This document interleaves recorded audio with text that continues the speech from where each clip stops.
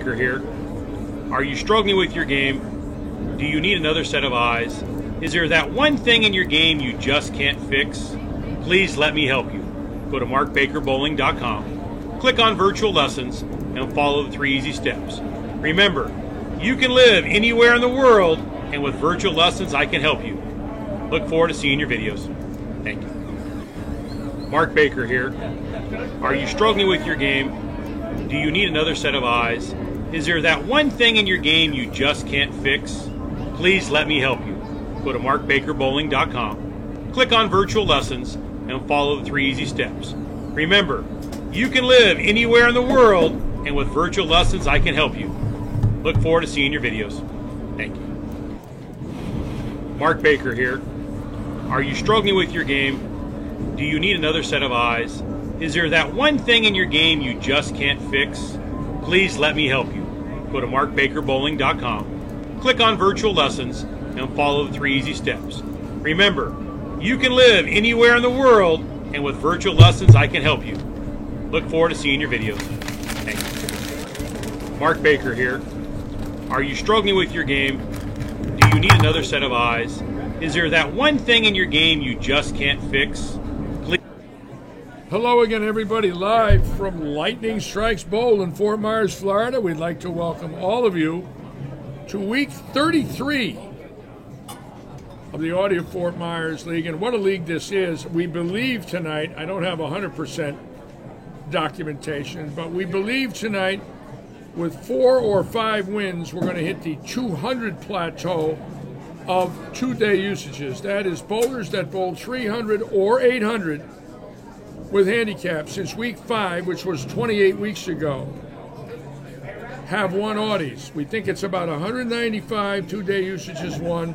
So tonight we could hit a number that nobody can believe. I did not think at the start of the league season this was even feasible, but it is. And here we are, Jim Argion from Mathis Vineyard. See you soon there, brother. Can't wait. Anyways, we want to welcome all of you this evening to Robert Eddy's Lightning Strikes Bowl. Keep in mind, we will be on the air tomorrow night at 6:30. The fun Saturday in our Pro-Am. We've got about 175 Pro-Am bowlers bowling. 9-pin no-tap with the greatest bowlers that have ever lived. Johnny Petraglia, Chris Barnes, Pete Weber, Lenny Borsch, Tom Baker, Emilio Monticelli, Bobby Learn, Eric Forkel, and the list goes on and on. Tom Hess, the greatest bowlers in the world over the age of 50, will be in the Pro-Am Saturday. I will live stream that Pro-Am. I'm going to have a lot of guests. We're running a charity auction for Johnny Petraglia's Vietnam charity. Right now we've got $5,000 donated by David Forbes, the man responsible for this league, and who's also sponsoring the Pro-Am and putting $5,000 into the Pro-Am prize fund. It is the Audi Pro-Am this Saturday. I will be on the air. I'll have air times for you tomorrow. We had a little late start tonight, some computer issues, but we are ready to roll again, and we can't wait to get the show on the road with all of you. We have some people coming in. Again, we had some tech support issues that we could not fix last week. We think we're in better shape than we were. We hope we are. We think we're out on Facebook and YouTube, so hopefully all of you will join us this evening. Now you can get on an EBA Pro Shop, Lightning Strikes, and I believe Lightning Strikes Bowl, title senior combined tournaments. I don't know about that. That's interesting. But bear with me. We'll try and keep things going tonight. We do have a split screen here for all of you, and 25 through 40. We also have our close-up cameras. As you can see, 9 and 10, 13 through 16 is up there, and 17 through 20, 21 to 24, 25 to 28, 29 to 32, 33 to 36, and 37 to 40 for tonight's league. And we do have some bowlers on 41 and 2 also. Again, we want to thank all of you for being with us. Might have an interview or two tonight on this interview cam here. Let's see if that's working. Hopefully we can get a guest or two that bowled well. Be kind of neat. Somebody that bowled 300 or 800. We will have them here in the booth with us. Again, we want to thank all of you so much for joining us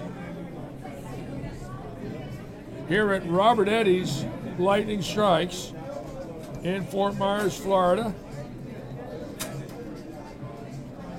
Again, a great evening in store. And just great to be back with all of you tonight. I need napkins. And for all of you that like pizza, let me tell you what, this is the best pizza I have ever had in my life, and I want to show it to you. This is an unbelievable bowling center pizza right here. There is nothing better than this. I crave it.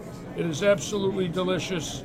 And this bowling center has James Oswald, who designed and made this delicious recipe. And I'm starving, so when I get off camera, I might take a bite. I'm going to try to not have you hear me chew, because nobody wants to watch somebody chew and eat food, but it's so delicious. I like when pro athletes do food commercials. It shows them eating Big Macs and cheeseburgers and different food, and I'm into that. I like when you see a star. Yes, I am. Beg pardon?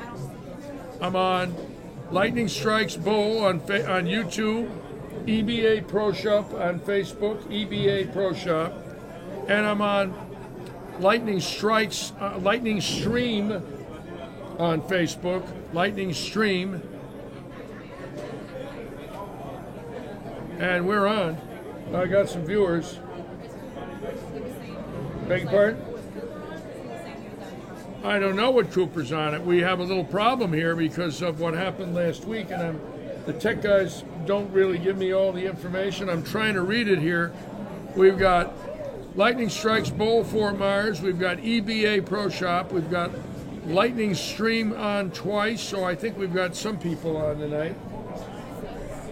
I hope we do. I sure hope we do.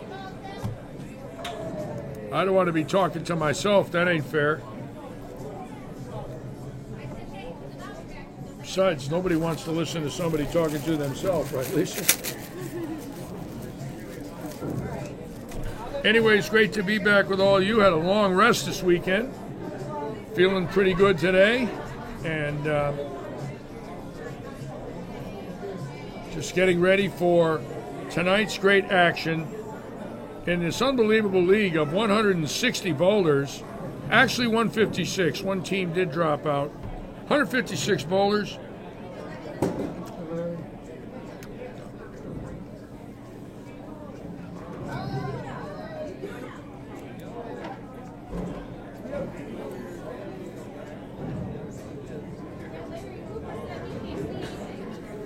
Cooper said he can't see anything. Joe Panko is on Facebook. It's on Facebook. Joe Panko's on it's on Lightning Stream. Joe Panko's on, and it's on YouTube. Lightning Strikes Bowl Fort Myers. So there are some people. Joe Panko's back. Welcome back, Joe. Great to have you with us. Tomorrow night I'm bringing in all the goodies. I couldn't get it on tonight. We had a little problem. So tomorrow night I'm bringing in some of the stuff we're going to be auctioning off on Saturday, hopefully.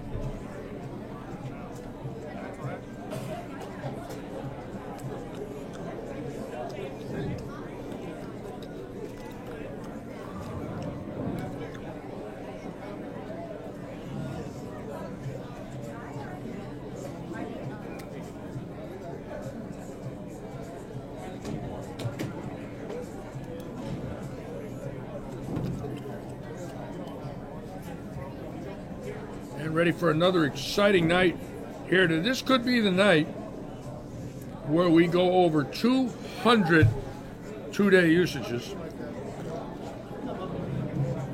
An amazing number.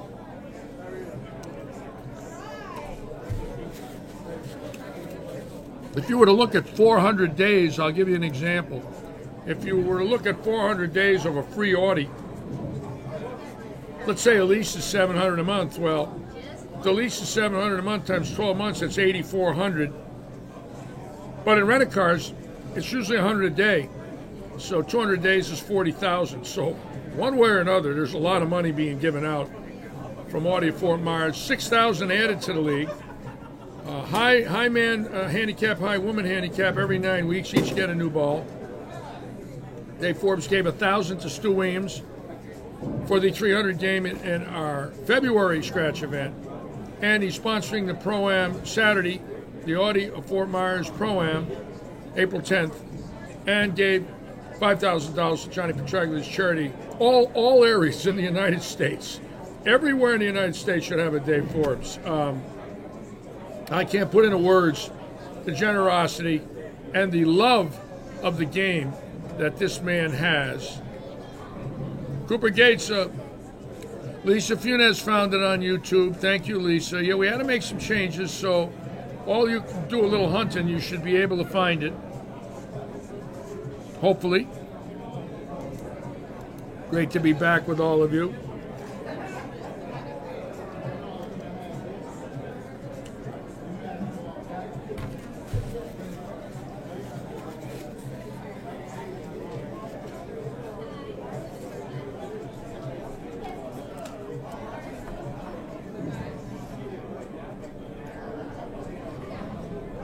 Hello there, Elaine. How are you? Elaine the Duke knows saying hello to Uncle Larry.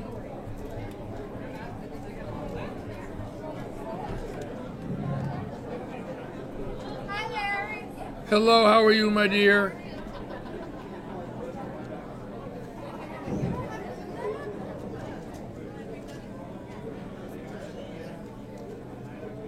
Getting the house filling up for this big league.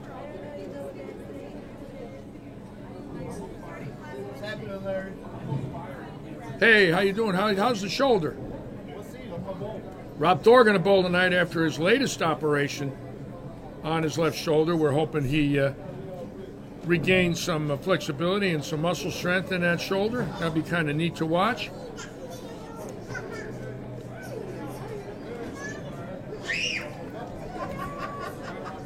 That's like that, Cooper, because we had a rush to get on, didn't have a chance to change it.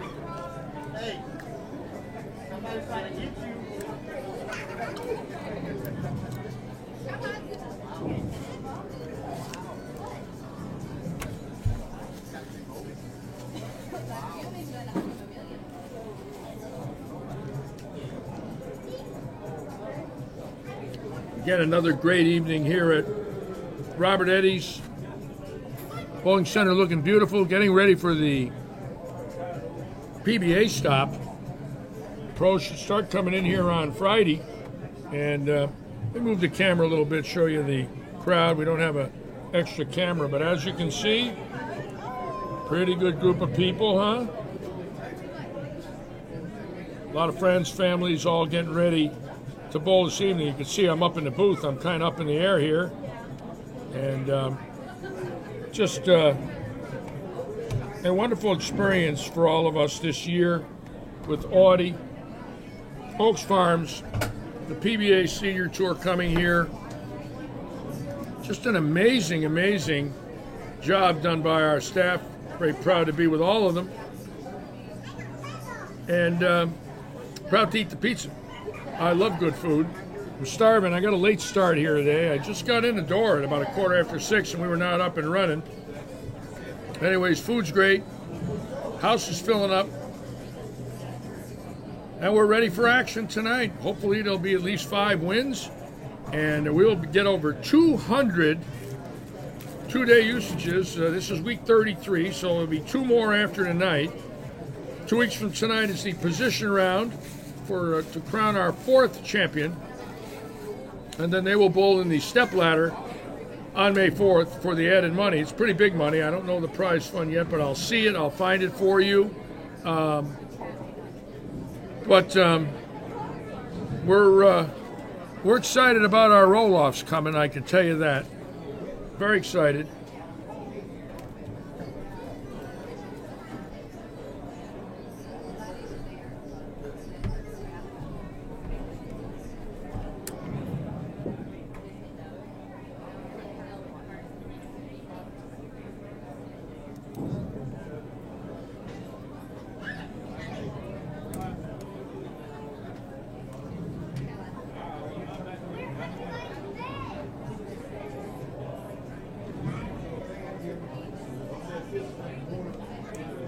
Again, everybody's asking me who my pick is to win this event, and that's an interesting scenario there.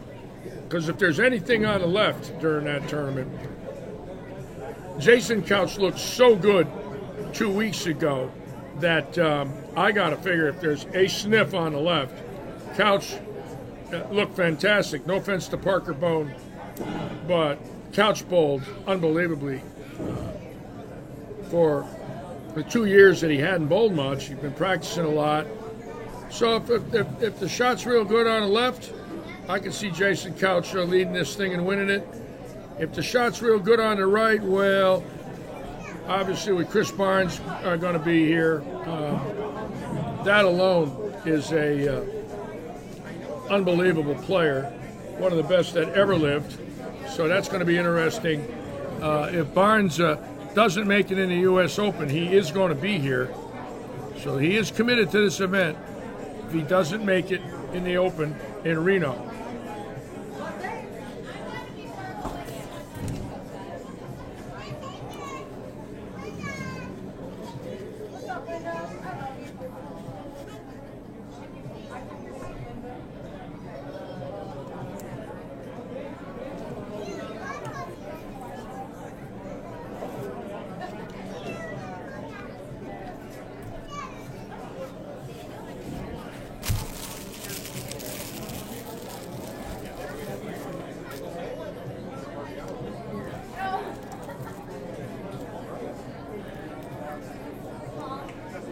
And the house filling up for this major league, and I'm really wondering, I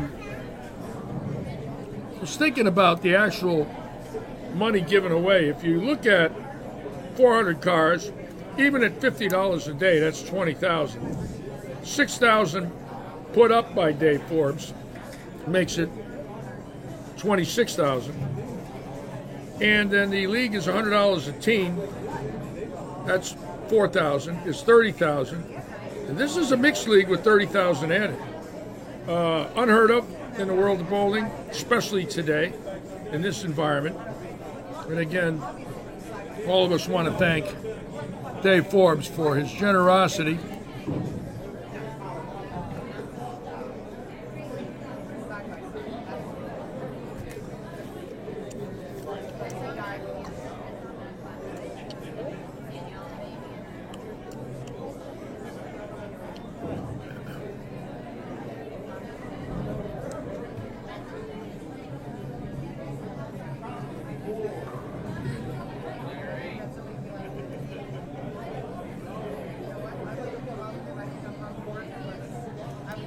And again, that's just a tribute. It's just a tribute to the man, David Forbes, this league. In my life, in my 60 years in a bowling center, no audio on that commercial. I don't know why.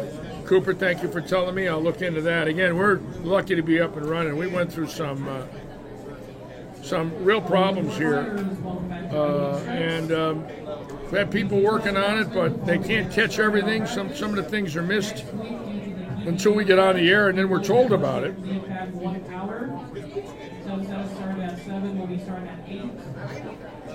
Again, next Tuesday we will be starting at 8, an hour later because of the PBA Finals, which will be on Flow Bowling. So remember that, folks. Flow Bowling next Tuesday from Fort Myers.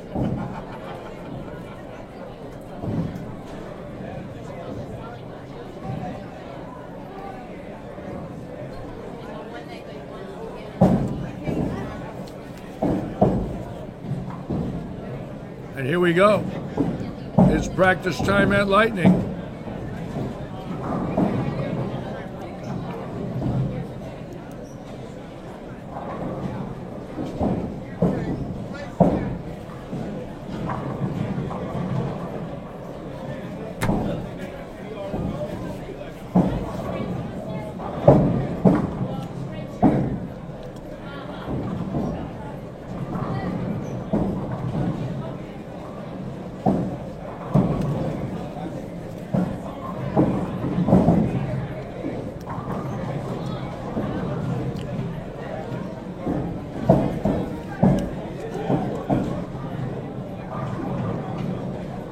Again, Albany tonight, we'll see if we can see Tyler Altman. Keep in mind, in this league, he's just run away with unbelievable honor scores and great bowling. Trying to find his pair. I don't see him.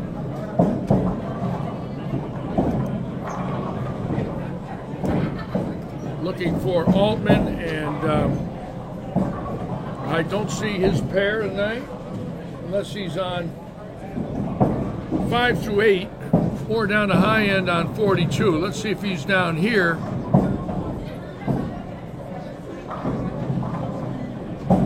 Brad Stewart's down there with Ray Stevens. The big camera's up. Again, the weather, absolutely exquisite weather the last few days here. Sold my 75 caddy Sunday, or my 95 caddy. Now I'm down to the boat and a 99 Mercedes, and I'm free. Got a boat and a car. And I've eliminated all the toys.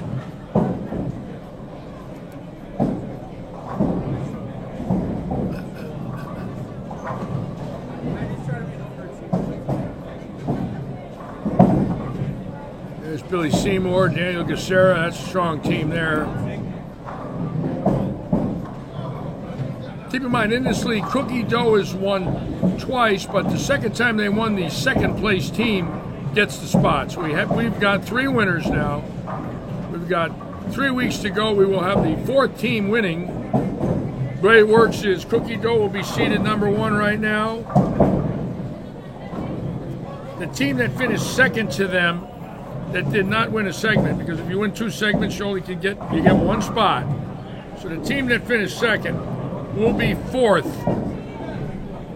in our roll-off, providing neither Cookie Dough or Miami Heat win, and they're not even close. So we're going to have a new winner in this last segment. I'll have some stats for you next week when it's a little clearer on our computer issues. So bear with us. Again, sorry for the delay on getting us up and running properly.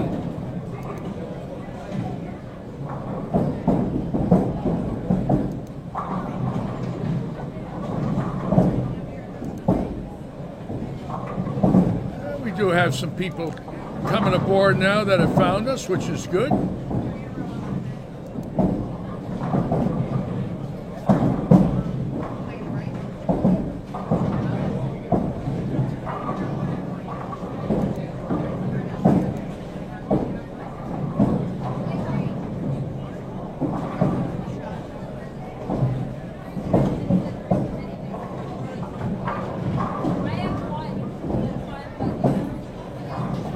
Five through 8. Want to see 5 through 8's not up yet, Cooper. This is as low as we can go right here. Still waiting. Would wanted 5 and 8 badly. Still waiting. Don't know why. One of those deals where it's out of my control, but we're working on it. We have been. Very possible it could be up and running tomorrow. We'll find out. I'd love to see it up.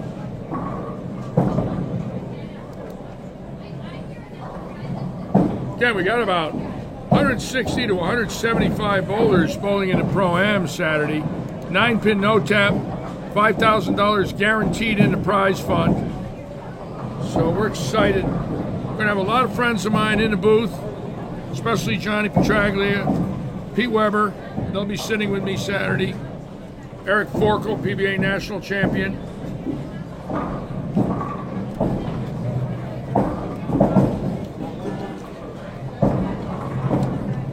Great story about Forkel that I'm going to ask him was on January 17th, 1994, the Northridge quake hit Los Angeles. That was a Monday. And I was in the parking lot of Calboa in Lakewood, sitting on a lift gate of my 18-wheeler.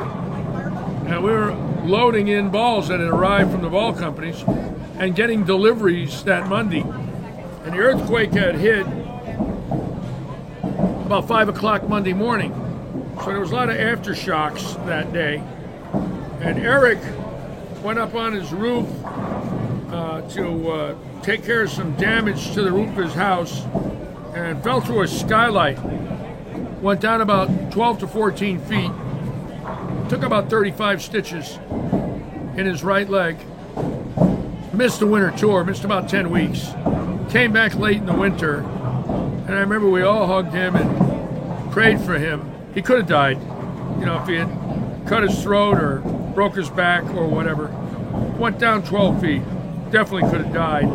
He will be bowling. He's coming out from Las Vegas. I want to get him in the booth. I want you to meet this wonderful man who'll tell you what it's like to be in an earthquake if you've never been in one. It's scary because he lived through it and bowled again in his life. But imagine falling through a skylight on your roof, and now you're bleeding. You got a 35 stitch cut. Somehow he missed the main artery, or if he hit it, they tourniqueted it in time. But I want you folks to hear his story because he is a wonderful man, a PBA champion, and I don't believe he's ever bowled the Florida swing before. I don't know. But obviously there isn't much going on in Vegas, so he's coming here. We'll have him here Saturday.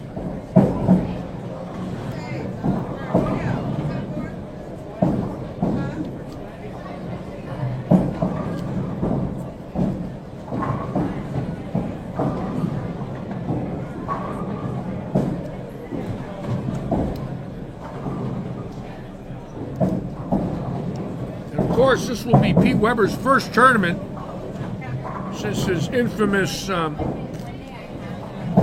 speech on Fox. Very interesting.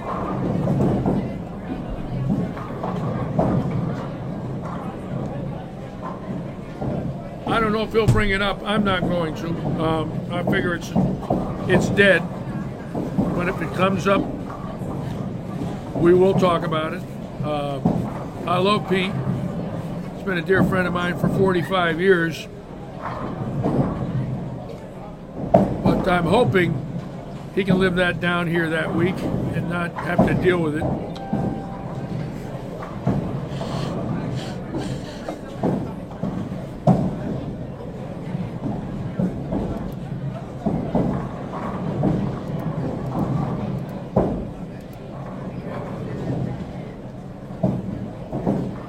Yeah, we're starting to get some viewers coming aboard. Thank you, folks, for joining us this evening. I'm Larry Lichtenstein. This is my 33rd Tuesday hosting this league, and tomorrow night will be my 33rd Wednesday. I can't believe it's almost ending. Seems like yesterday we were starting in August. Both nights here are great nights for bowlers in Southwest Florida, so we will go 3 more weeks. The leagues will end. 2 weeks from tonight, this league's over. Amazing. No, 3 weeks from tonight. This league ends on the 27th. And then the Oaks Farms League ends on the 28th. Then the following week, May 5th and 6th, we have our roll-offs, which we will live stream, of course. Joe, I don't know why he makes those statements. You know, I don't know why I do some of the things I do. I guess some people get emotional. They can't hold it in. I felt when I started live streaming 2 years ago, I mean this sincerely, that I could get through my streams without having one blow up until 2 weeks ago, which I've thought about every day. It's not fun when you do that. I realized I could have handled it much better. I didn't. I'm human. You know, I'm not a perfect man. Don't claim to be. Look at my head. I bumped it 6 times in the last 2 days. I can't even walk without hitting something. But sometimes people, in the heat of battle, under lights, don't use their best judgment. I've seen it in sports my whole life. When you see people go crazy during interviews and in locker rooms and when they're on camera. You know, we don't want it. Nobody wants it. But I think we're in trying times. I think a lot of it has to do with our times as Americans right now, with the stress that people have about their lives and COVID. And, you know, I'm sure Pete was stressed out that day. You know, and it's the end of his career on a tour he's bowled on for 41 years. And, you know, he chose some words he shouldn't have chose. That's obvious. But you know what? That's the worst thing he ever does in his life. He'll be the nicest man we ever meet. I mean, there's some real rats out there. Pete Weber is not that. It's just a man that, on the camera, he gets a little rambunctious. A lot of people hate him for that. I don't. I still love him.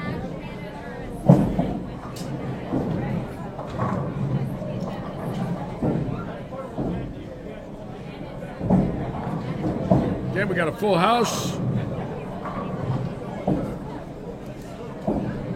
Lanes 3 to lanes 42. A lot of action.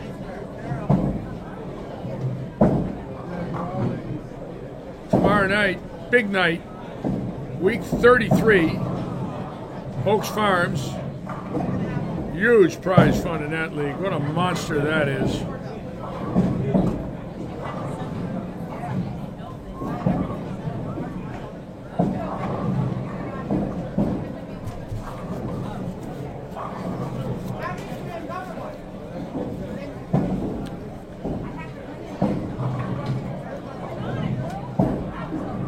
Lisa Michelle found it. That's great.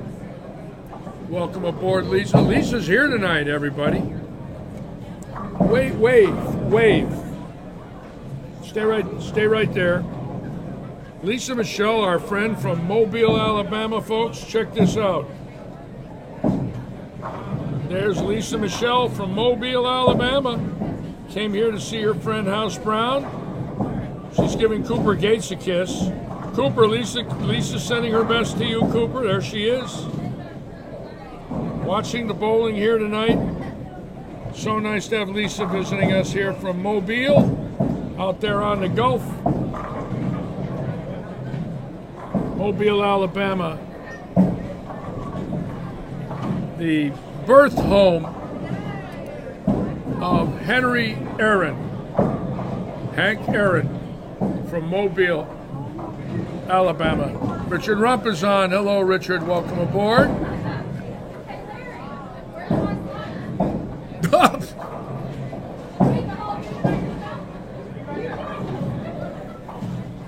Anyways, beautiful lady here tonight visiting us from Mobile. That's the second or third time Lisa's been here.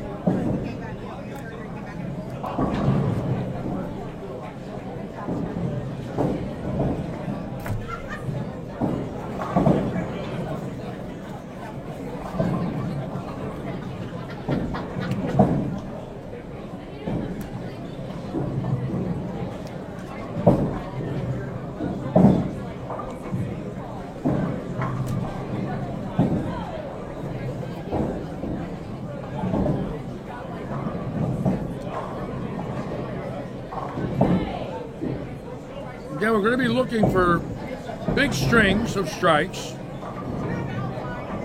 Obviously, a lot of people have won Audis, so some of them have been giving them away. They've won so many, they gave away gifts to a lot of their friends that are over the age of 25. I got two given to me, one by Daniel Gacera and one by Laurel Spinner. I've not redeemed them yet. I'd like to.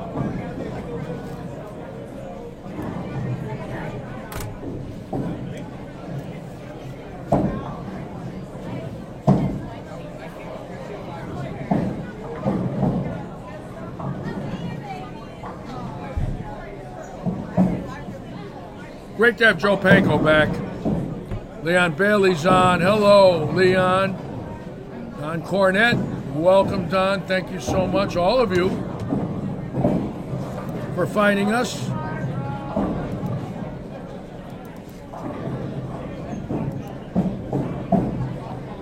Starting to get some viewers. Thank you so much. Very nice.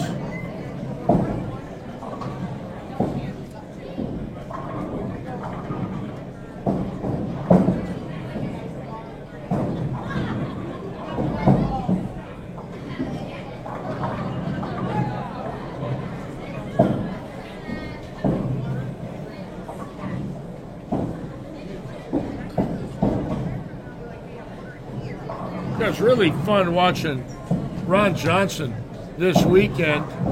Hello, Matt. It was very fun, a lot of fun watching Ron Johnson, 83 years old. He won the over 64 game sweeper. It was just a total of 4, but if you entered both, you got into the 5th game with your score in the position round if you entered both. So his pinfall led the seniors and led the position round going into the game 5, and he won that. He won close to $1,000. He came into the booth, he was talking to me, he was shaking. He was nervous, thanked me, and just said some wonderful things about all of us here. You should have seen the look on this man's face. To see it close up, he was quivering. And I know what it meant to him. He had a dream come true. He spotted 33 years to the youngest bowler in that field. 33. And if you think about that and realize what it means for an 83-year-old man who loves to bowl to actually come in and dominate, that's what our sport's all about. It really is. It's that special day that you never forget. And on Thursday, I have my first special sanctioned day this Thursday. And tomorrow I'm going to bring in the ring. And this Thursday I bowled my first 354 years ago.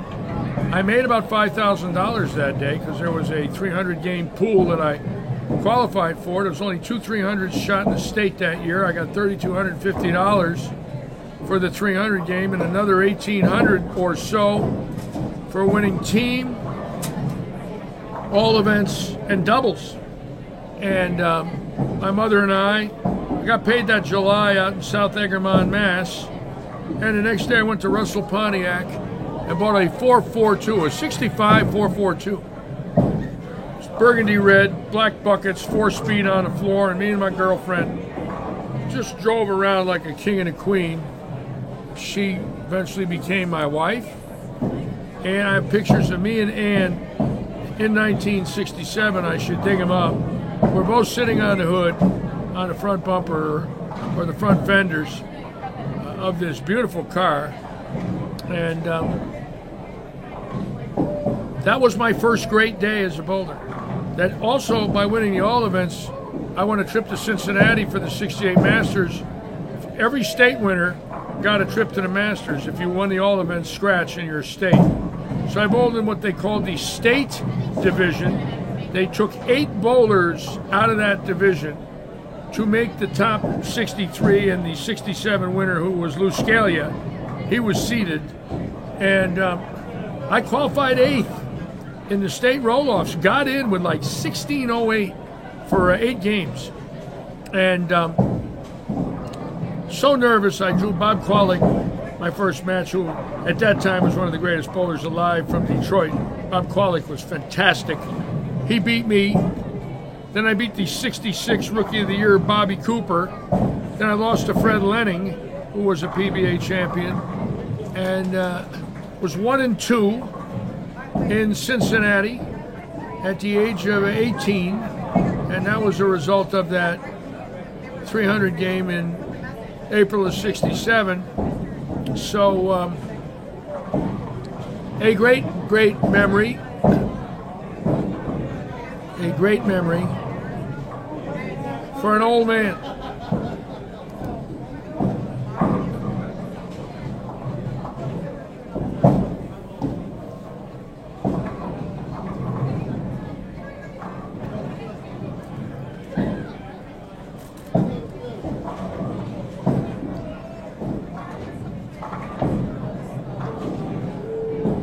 Again, for those of you still interested in entering our Pro-Am Saturday, there's still time. We still have that ball deal. $55 just for a plain entry and 3 days of tickets. But if you'd like to save some real good money on a new ball, the Black Widow or the WebMB, $200 gets you the Pro-Am spot, tickets, the ball drilled. Great deal. We want to thank Hammer for sponsoring the PBA event. The Fort Myers Hammer Open is the name of the event. And want to thank Tyler Armour, Naturally Brunswick, the manufacturer of 7 brands: Hammer, DB8, Radical, Brunswick, Ebonite, Track, and Columbia.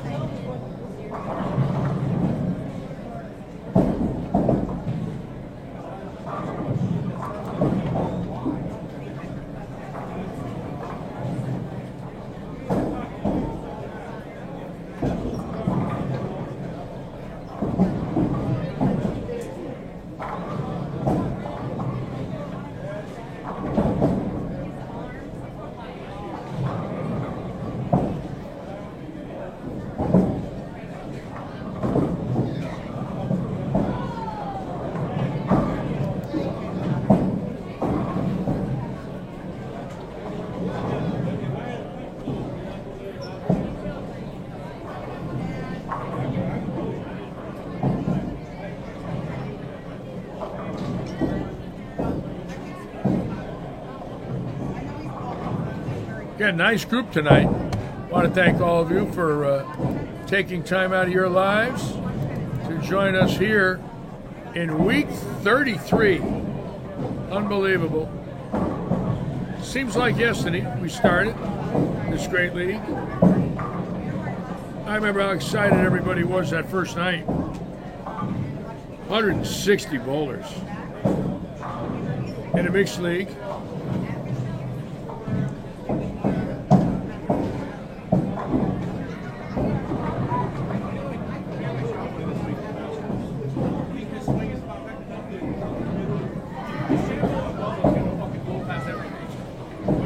Anyways, great to be with all of you. Another great. There's Chris P. There he is. There's trouble. Come on in here. Hold on, you better hear me.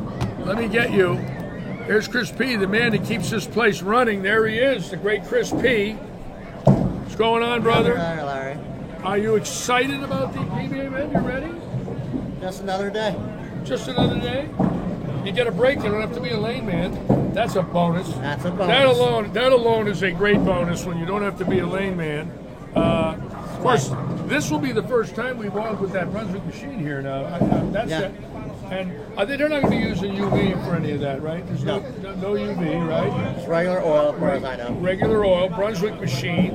And you could be a spectator. You don't have to oil the lanes. Oh, my God. I get to watch. They're giving you a break.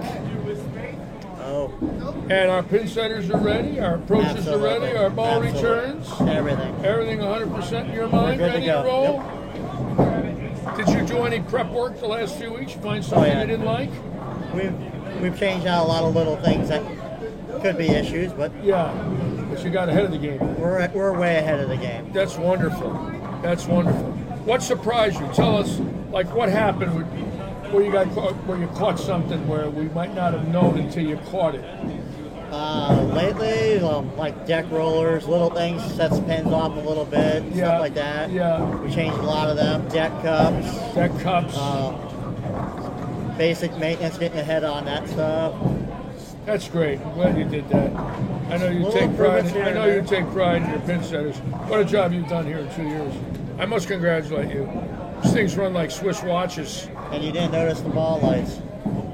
Kind of let down at you, Larry. Where? What ball? Oh, 1 and 2? The bright lights? Yeah. Oh, the bright lights. Yes, the Oh, bright. I just Little saw bright. them. Wow, I thought you got your eyes done. I'm old. Look, our ball lights are working, ladies and gentlemen. And let's put those up. There All they nice are and out bright. there. The ball lights are all fit. I'll be All a the son of a same. gun. Look at that. All the way across. Wow.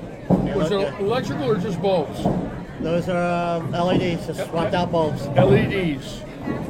Well, you'll have a great week. I'm sure you're going to really enjoy it. And do we know, did the PBA tell us the pattern yet? Do we know? The Albee. The Albee pattern.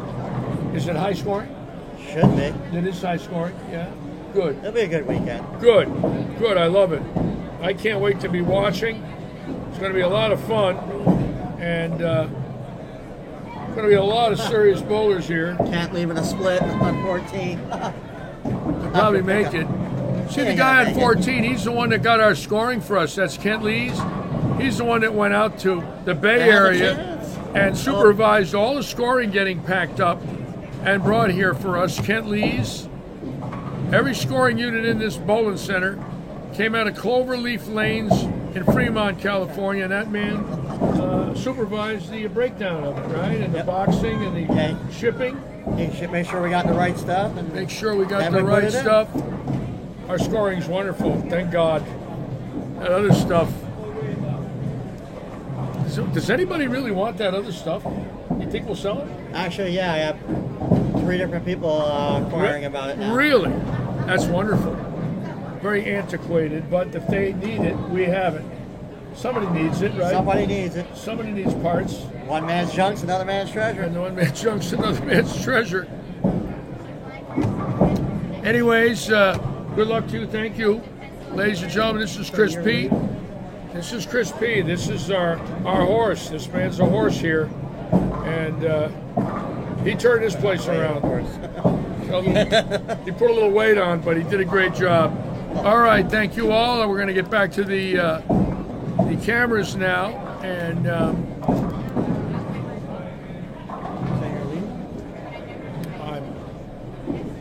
You know what I said? Chief Master's day before my birthday. well, My birthday's the 7th. well, let's put it this way. I don't want to say anything. I don't. Shit happens, dude. I ain't worried about it. You know that. You've seen this place. I don't want to gloat about it, Things happen. and I don't want to. I don't want to rub it in anybody, especially after today. I don't want to do that. I don't even want to think about it. I walked in and saw that. I said, I ain't saying that. Alright. I just wanted to get to May, which was my deal around 2 years. And we'll see. That's all you can do. Anyways, thank you, Chris P. Alright, Larry, have fun. All right, I'm brother. behind. Chris P. doing a great job. And you talk about knowledge about pin setters and foul lights and ball returns and approaches and rebuilds. My God. All right, let's check the scores out now. We're going to go close and look. And there's somebody with 5 in a row and 43 pins handicapped. So now, if you look at lane 10, they're up to 82 already. So let's stay right here.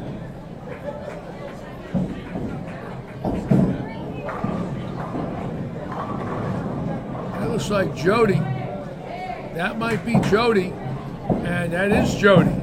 Now, Jody is at 282 right now. If you figure 39 in the 5th with 43 handy, she's at 82.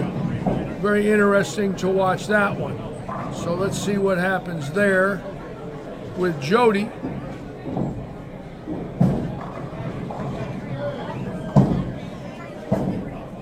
She'll be up next. She gets this next strike. She's a ball away from winning a car. Little 2-dayer. And we'll go right up the line. Mark Meduno, 9-pin, no tap. That's a good question, Mark. I'll find out about Saturday. I believe it's going to be a house shot Saturday. I don't think it's going to be a PBA pattern for the Pro-Am. They shouldn't.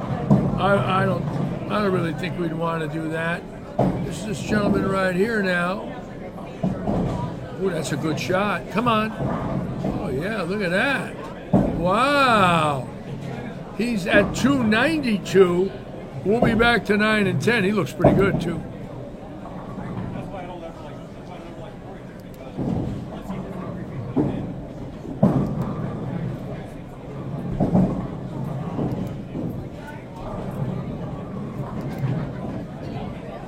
So right now we know we have one bowler for sure with a great shot, and Will has a great shot right here, getting 46 pins.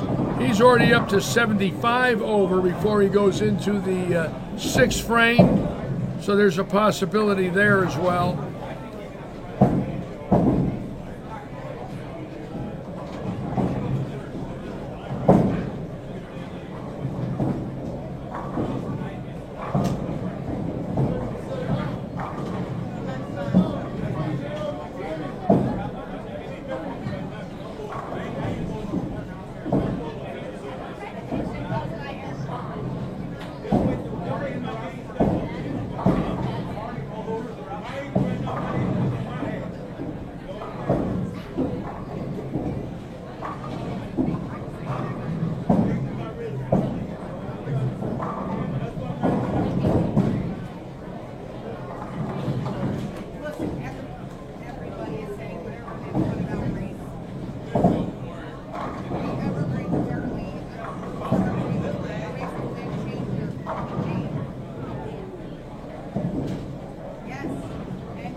Got 9, so in the hunt, we're going to go right back here now to 9 and 10. They got a little wait. I want to come back and check that out.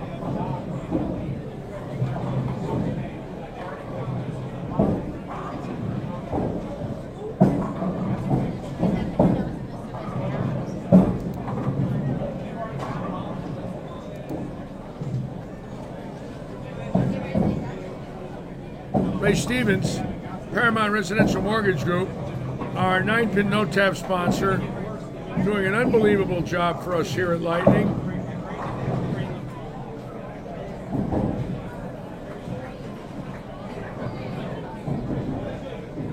Scott Berry, I don't know, but I could find out for you tomorrow night. Dave Forbes will be here tomorrow night. I will know a little more about the details, so if you remind me tomorrow evening, I will have details. I don't want to say anything where I make a mistake and mislead anybody, because that's not good. Let me hear it right from the horse's mouth, and I'll know exactly what to tell all our viewers about our summer league here.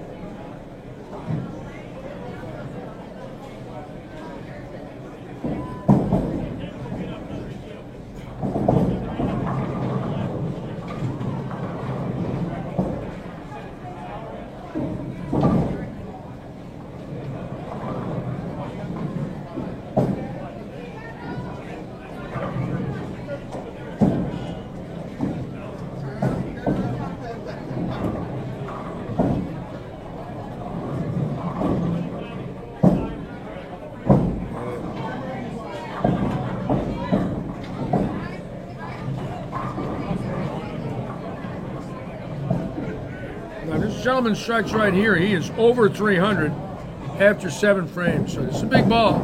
Do not want to open.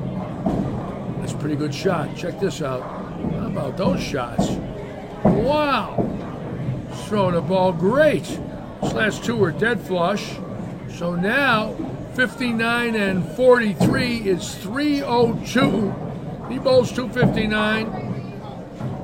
And he's got that in the wood right now already.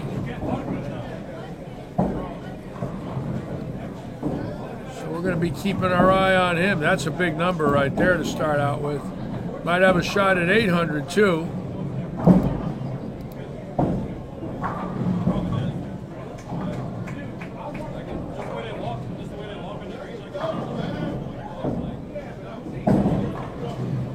Again, the big week starts Saturday, there should be a lot of pros coming in Friday to practice. I'm pretty sure we're going to be real busy here. I'll be here most of the day hanging out.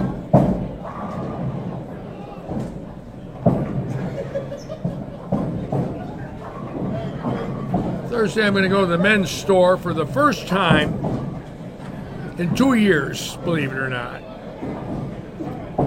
And I'm going to buy some new duds, a couple nice shirts, a couple new pair of shoes, and try to look like a 72-year-old has-been. The has-been part is the easier part. The 72 is tougher because I really look 82 after the last 3 weeks that I've had, so we'll see.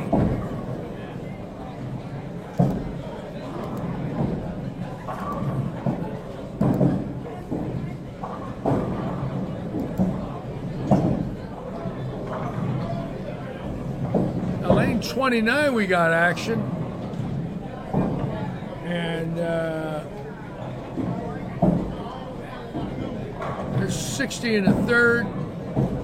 I don't know. I can't tell because that handicap is all bunched up there, the 3-game handicap. Oops.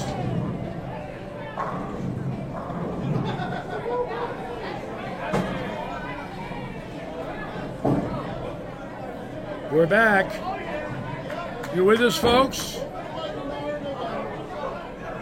We lost power. I hope you're all still with us. We got our mics on? Yes, we do. We lost power in here. The place went down for about 2 seconds. As you can see, 39 there with a little issue. Let's go here. It went down for a moment. A few of our scoring units are out. Lanes 12. Check it out, 15 and 16.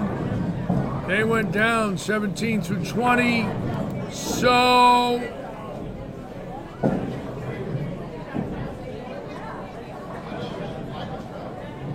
evidently, Florida Light and Power is sending us a warning to pay our electric bill on time. It's the only thing I can figure.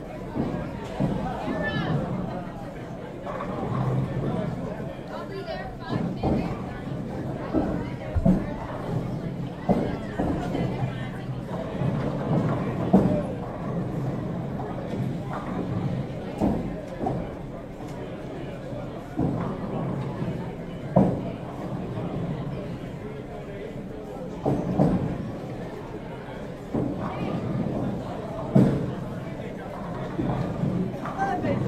All right, let's watch Jody now. Jody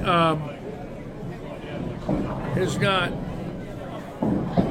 259 now.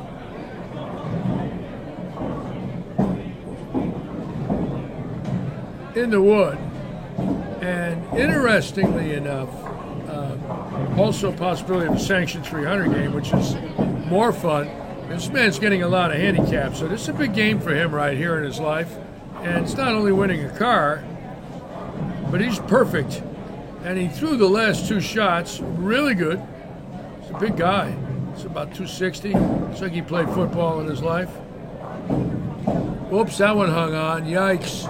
Oh, look at that. He got a break. Yeah. Yeah, big smile. I'll take it. So now he's still got a shot at 300. And now he's up to 312. So he's definitely in the hunt, and we'll see.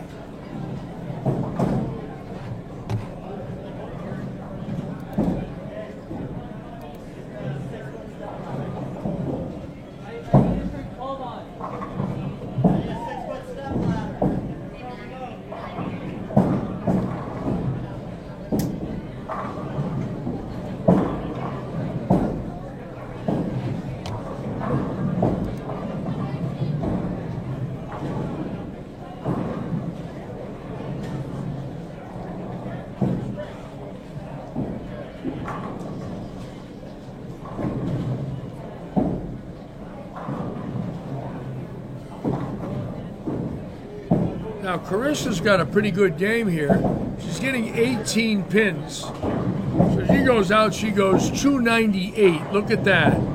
Carissa Robson really throws the ball great. What a wonderful lady. Bowling with her boyfriend, Gary Seward, right there above. And two wonderful, nice people, dear friends of mine. I'd love to see Carissa bowl 800 tonight and get a car or two.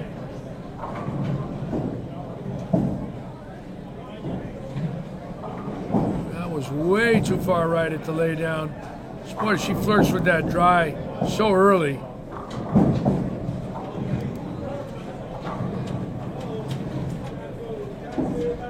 Now we're still trying to get some scoring units up. It looks like lane 12 is giving us a little problem. It looks like they're going to go down there and reboot it.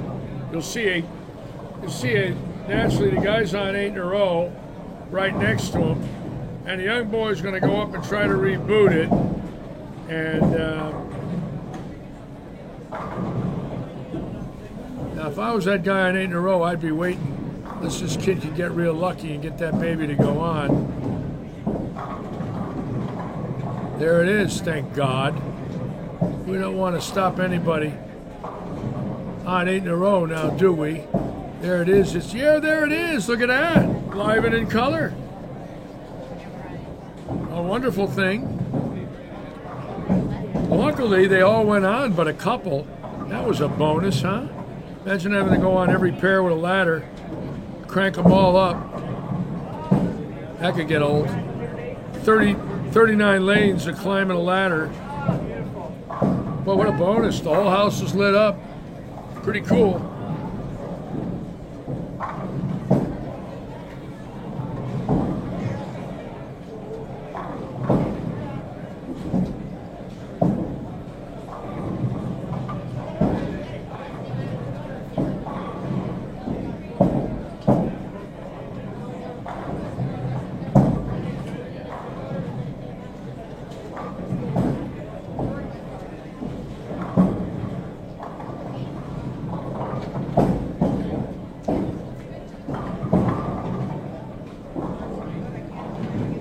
Big shot here now.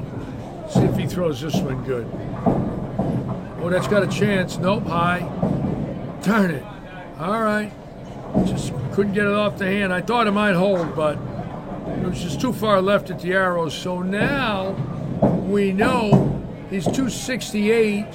He's at a 311 pace. Strangely enough, if he gets one here, right, he's got a problem. He's at 300. Going into the 10th, so if he went spare 9, he's got 299. He needs to cover this spare. And he does need a mark. He needs 2 marks right now, or if he opens here, a double in the 10th. Good, okay. So now, he's at a 311 pace. If he goes 9 on the first ball in the 10th, he needs a mark. If he strikes on the first ball in the 10th, he's okay. A spare, he's okay. So we'll come back and watch the gentleman. Again, the lanes have been very tough in game 1. There has not been a lot of 300s in game 1. There's a 267 there, real for, or 252. Bruce Kaiser in the hunt. Stouffer shooting 260 like he always does. That ain't nothing new. Shocker. Again, you can see very low scores tonight. And again, it's been like, that camera's got to be refocused. That one doesn't look too good. Something happened to that one between Saturday and now. So I don't see any chances for 300 here other than 9 and 10. So we're going to stay right here and see if this gentleman can get a 2-dayer in a brand new Audi.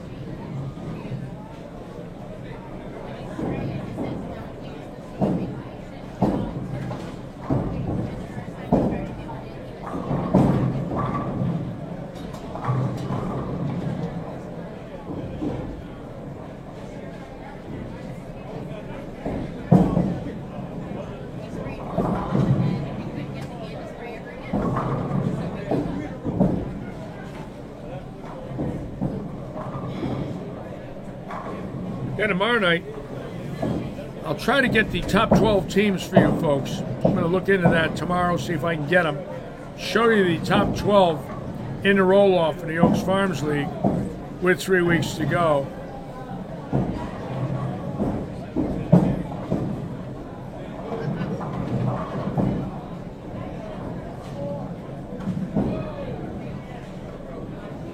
Well, actually 4 because there's 12 games left. 3 weeks from tonight, it'll be settled on the top 12 teams.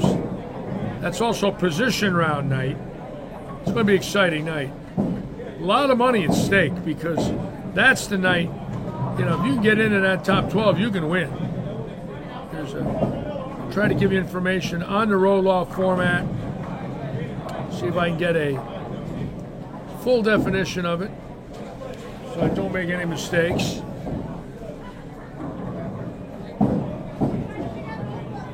This gentleman here needs 9 spare or a strike. Pretty good there. That's a good shot. Get over there. It is. Wow, threw that one great. So there it is now. He's at 301. There it is, locked in. Regardless of what he gets on a fill ball, at 301. That's a car. And he's got to be thrilled.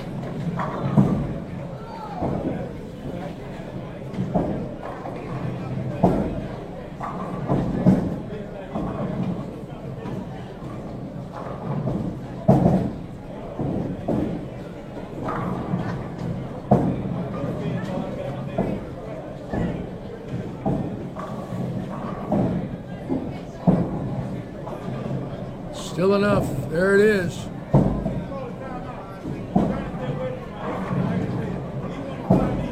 Right now at 309. Great start.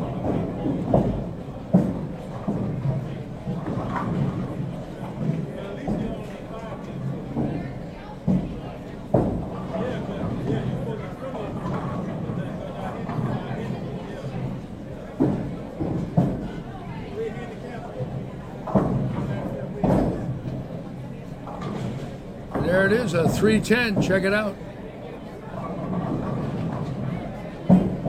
That's a car. Beautiful. Congratulations. Yes, Joe, I want the... thank you, Joe Lassick. I need those top 12, Joe. Please bring them into me, Joe. Thank you for doing that.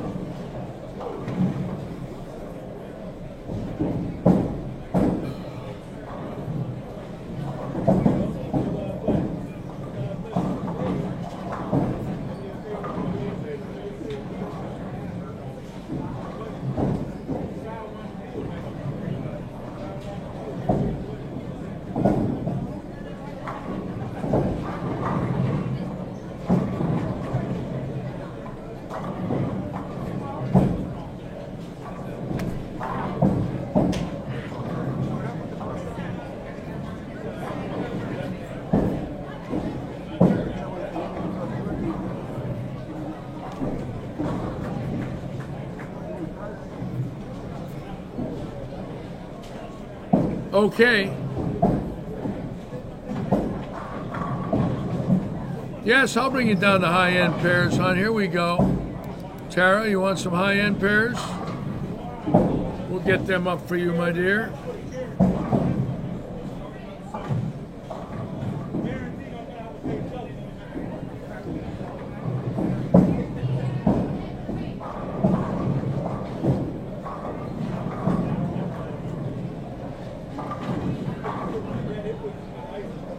Boy, that was weird how that power went out for about 2 seconds. I thought for sure we'd lose the live stream, all the cameras and all the computers, but amazingly, it came back to where we really only had one monitor we needed a ladder for. Boy, that's a bonus. They'd still be repairing them.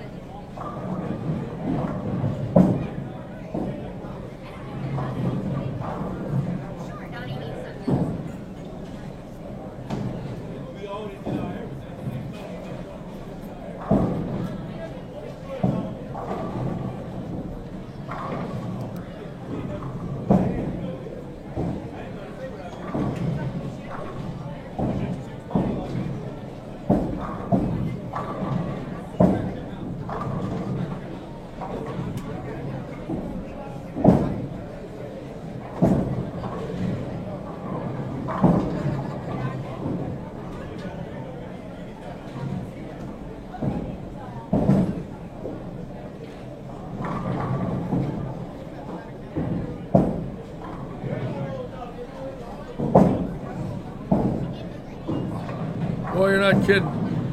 Whatever they are, that saved us. Whatever it was, thank God.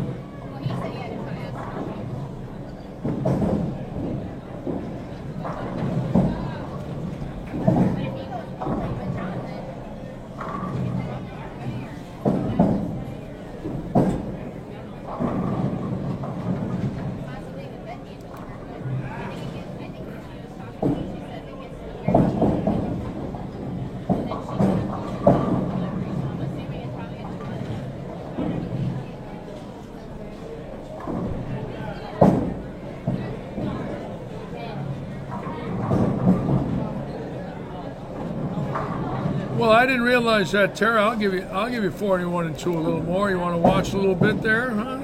I don't see any 300s though. The scores again been very low every week in game one.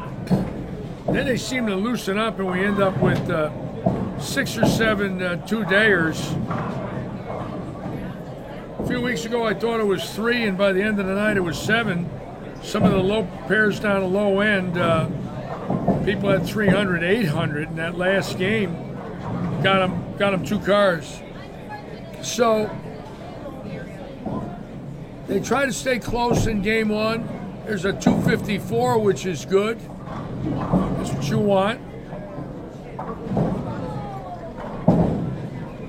And then you try to add on.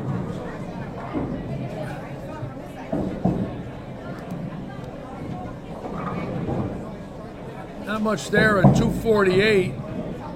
Not a lot of scoring yet, if you know what I mean. It's one of those funny situations here. You think the night's only going to be a 2 or 3. There's only been one night with 3. And that's the lowest we've ever had in an evening. Again, the averages figure 28, 200, averages between 6 and 7 a night, which is a lot of cars. 14 days a week of freebies. At rental car rates, it's about $1,400 a week. That's crazy.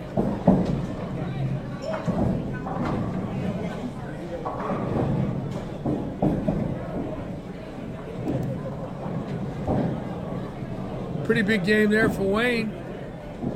Wayne will be up into the 280s.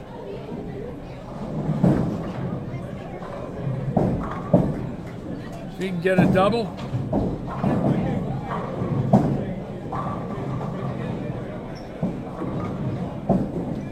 Yeah, pretty good start there. 259 there for Laurie. Very good start there for Laurie. So we might have a shot in game 3 to see some action.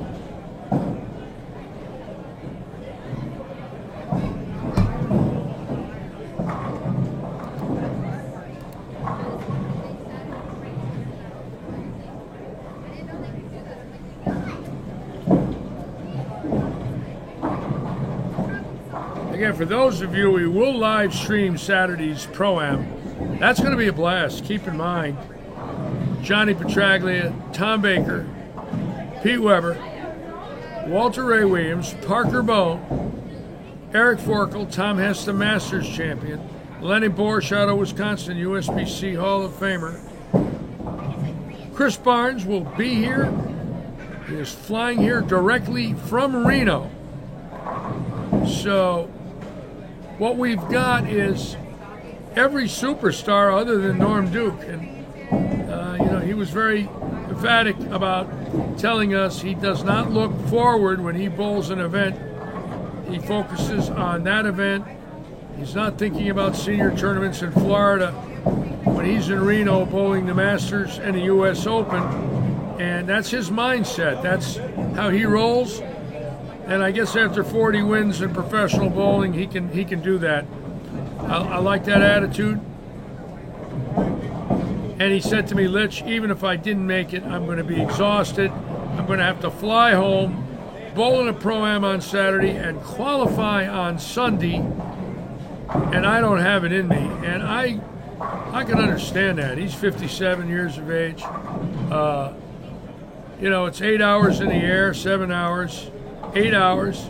Probably going to go Reno, Dallas, Fort Myers, or Reno, Charlotte, Fort Myers, some long, crazy ride. Might even be a two-stomper. Reno, Dallas, Charlotte here, who knows? Charlotte, and he lives right by Orlando. So we'd love to have Duke, but next year for sure. They won't back up the Masters and the U.S. Open next year to that senior tour like they did this year. They sort of got whipsawed into that because of Fox and air times and things like that. And I think next year we'll see bowling on Fox again in January like it's supposed to be, like it was in 2020. And they won't go into April with all those majors. The majors will be held in March.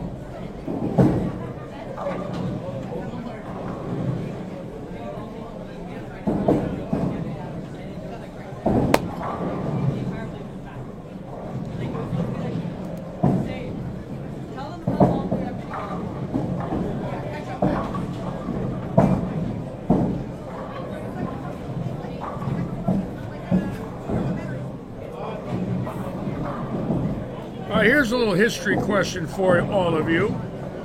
Let's see who can get the answer. I like history questions. Name the two bowlers in PBA history that have bowled 3 300s in a row.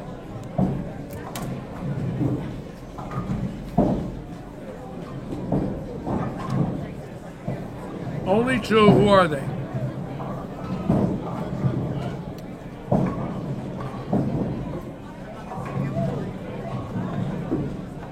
Three 300s in a row in PBA competition.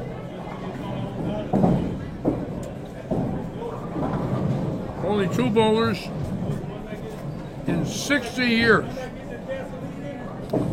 Nope, not a trick question. Joe Scarborough is one. Who is the other?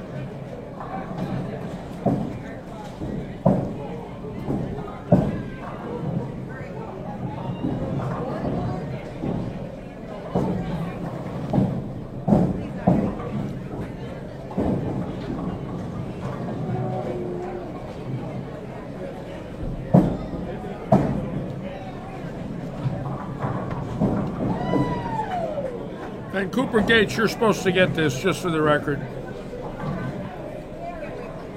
So now I'm singling you out, Cooper. Uncle Litchie is singling you out. No, not a land. No. Not in a 707. In a PBA sanctioned event. Okay, PBA sanctioned event, 3 300s in a row on their score sheets. Okay, 3 300s in a row.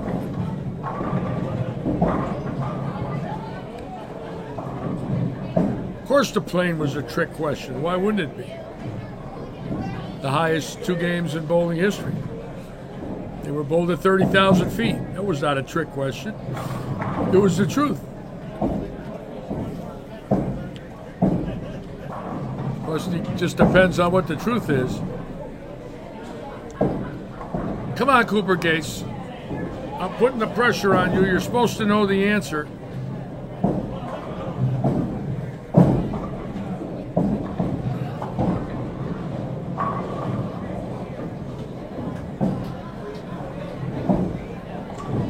Only 2 bowlers. Joe Scarborough did it at the Villages. The Villages, Florida, at Spanish Springs Lanes.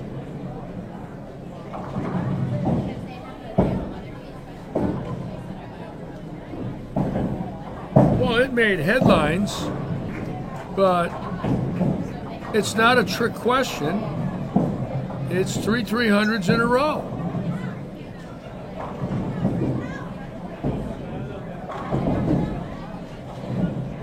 And I was there.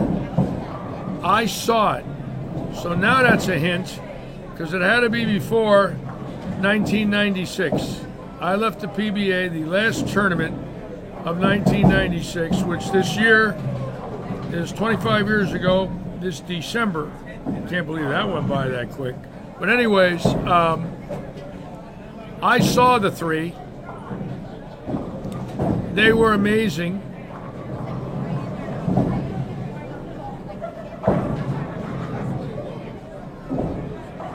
And Cooper Gates, I can't believe you missed the answer. My Clemmer, the Clem. And where did he do it, Clem? Tell everybody, Clemmer. Tell everybody where, because you worked there. He did it on a Friday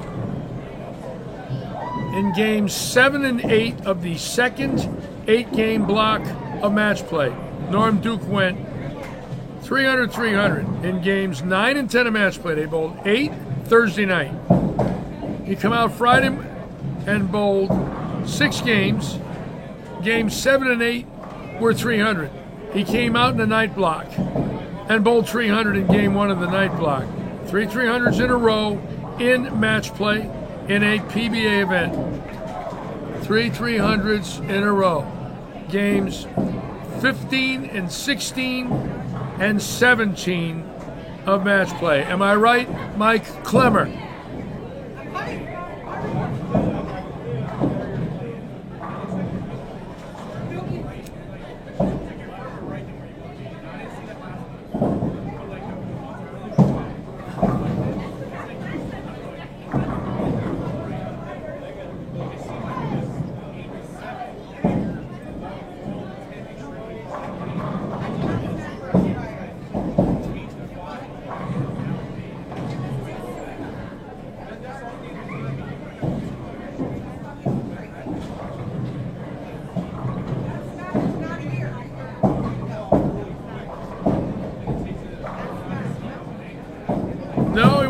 used an RPM swell. He was using a Storm. I believe it was the Sunstorm. It was around when Storm first came out. It was an orange reddish Storm ball. It was off the 1-2 board, up 1, 2, 3. And he put Duke out there. Back then he was deadly. And we're going to have Bobby Learn in here Saturday. We're going to be talking about the Erie show with the RPM swirl, and the reason is this month is 25 years, I believe. It's close. It's either late March or April. I'm going to get Bobby here for the 25th anniversary this coming Saturday. Bobby Learn and I are good friends. When I got sick, I was in the hospital. He was one of the people that called me when I had my cancer operation. I was very surprised by it, and he called me and told me he was thinking about me and praying for me, and that's already 12 years ago.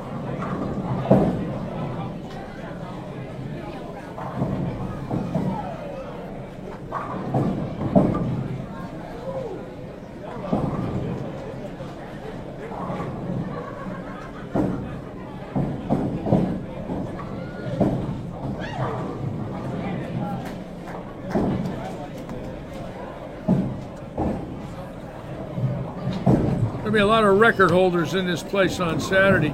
I want to talk to Baker. I'm going to try and get Baker and Weber in here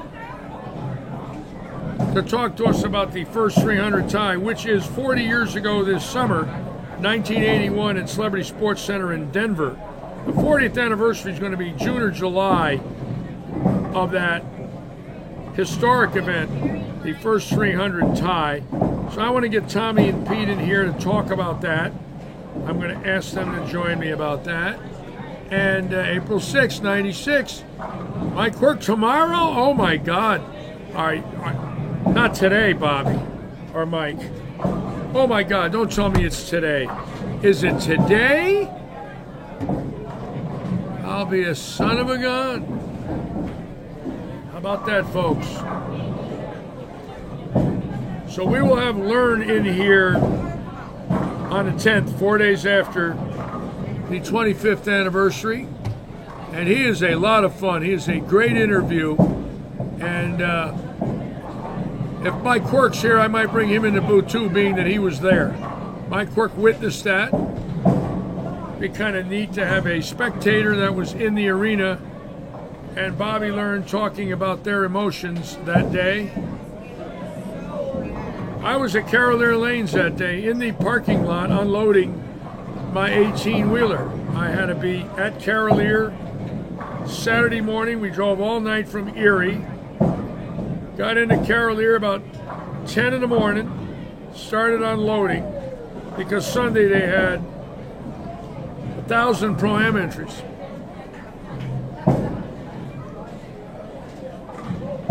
Ernie Schlegel's birthday is the 11th. Ernie Schlegel will be 78 on Sunday. I got to call him up, wish him a happy birthday. He never calls me, though, ever, and wishes me a happy birthday. Then he complains to me that I didn't call him, so that's been going on forever.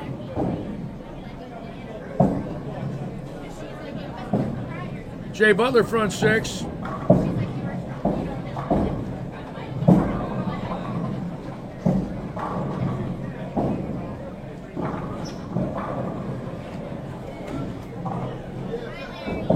Hey, how are you, Ashley?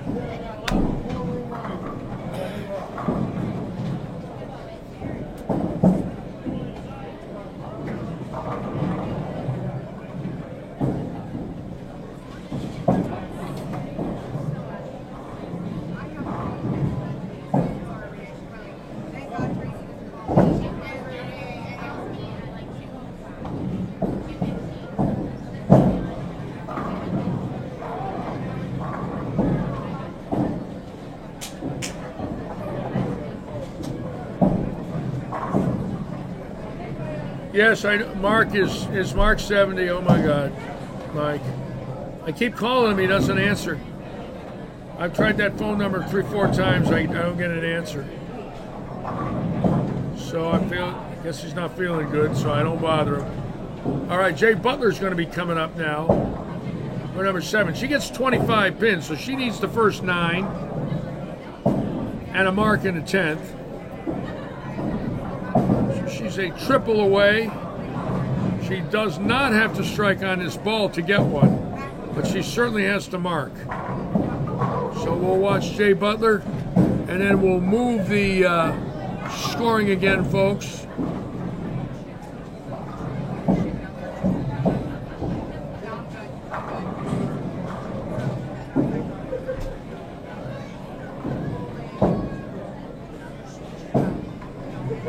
Again, I always talk about Jay Butler. She drives over from Miami every Tuesday night. 250 round trip, $125 each way. A wonderful lady. Got a lot of friends in here. Throws it really good too. Avid bowler, just loves the ball. That's a good shot. Come on, Jay. Atta girl, yeah. Jay Butler. Now she's up here. She goes back-to-back frames. Again, she can miss here as long as she marks. Gets a good count. She needs 275, so she's got room for one non-strike in the 8th or 9th. 3 strikes here. Misses a 9, she needs a double in the 10th. She gets the first 9, she needs a mark in the 10th. This is for number 8.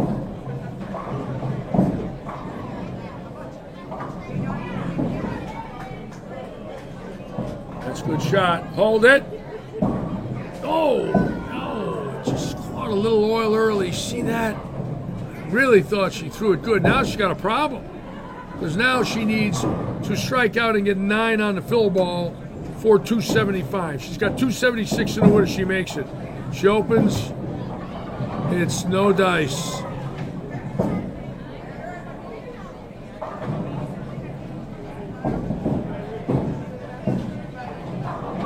All right, still in the hunt. Let's go back here now. We're going to go right up the ladder. Scott Cooper with a shot at a car. He needs the first 11. Now we're going to go right up the ladder for everybody. Look at some scores. See what we get. Carissa bowling well now. Had a good first game. Let's watch her throw this one here behind Gary.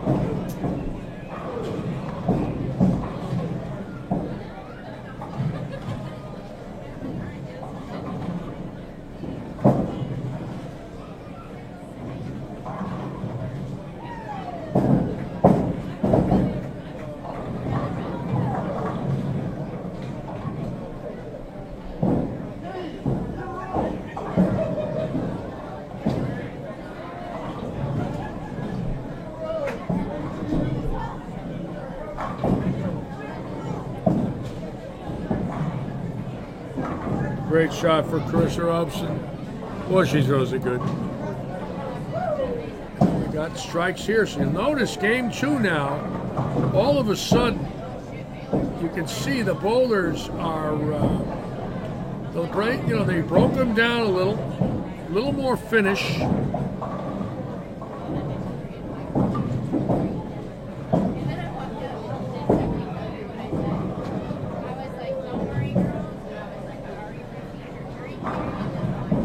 Dan would need the first 10 to get in.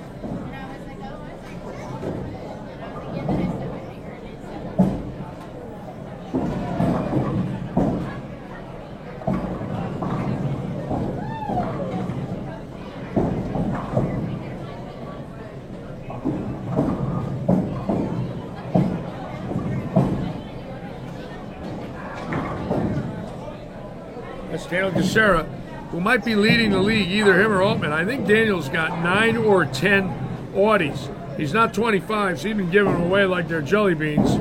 Here he goes here. Wow, beautiful stroke. Gacera now with 7 has a shot. And who's that? Tyler. That's Tyler Altman. Who didn't know that? Tuesday Tyler on 5. We'll watch the Tuesday man.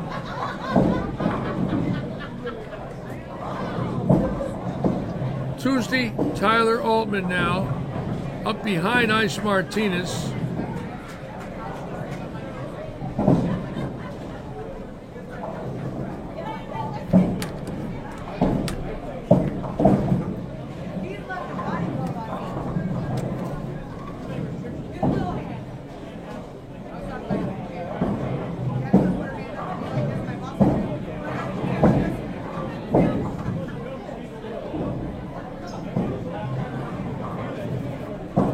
There's Altman. Big one for TV Tyler. All right, let's keep going right down the line here. Not much here.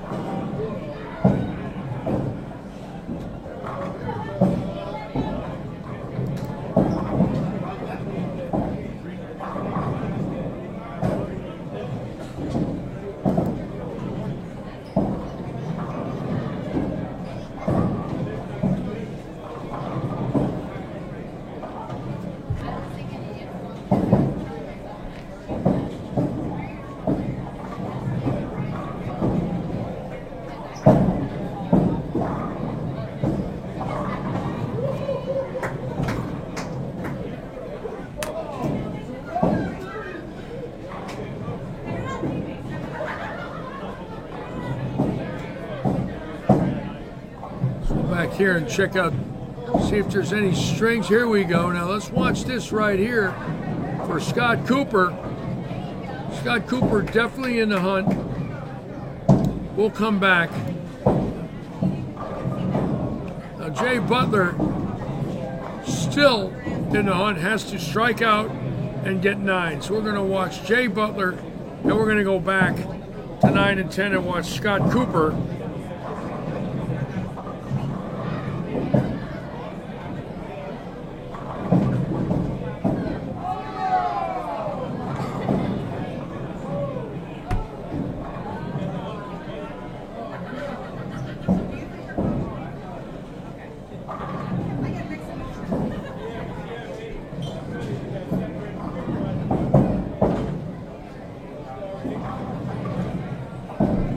See if Cooper's getting up. Not yet.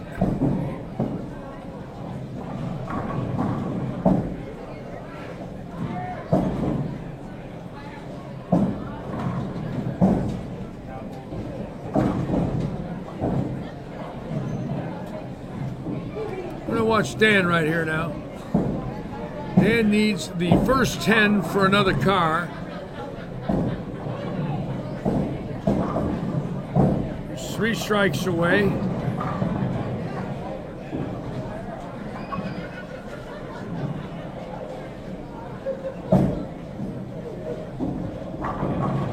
Wow, electronic. Okay. Gacera on 8 in a row, looking great. Wonderful young man. Altman right here for number 7. And there it is. So we know now, all of a sudden we got telephone numbers. Here comes Scott Cooper. So all of a sudden we got 3 bowlers with a chance for 300 in game 2. And like I said, the first game's been tough, and then they break down a little bit in Wemo. The high scores come in. Scott Cooper here for number 8. Bowling great this year. Averaging in the middle 230s.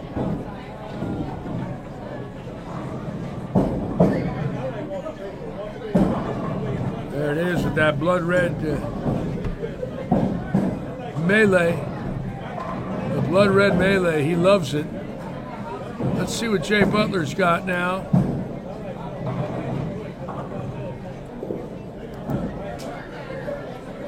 Jay's got to strike here or it's over.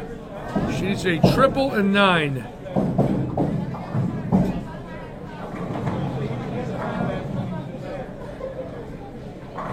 That a girl, Jay. Not over till it's over. In the words of the Yog. Mark has an Ed Bourdain story for me. Everybody has an Ed Bourdain story.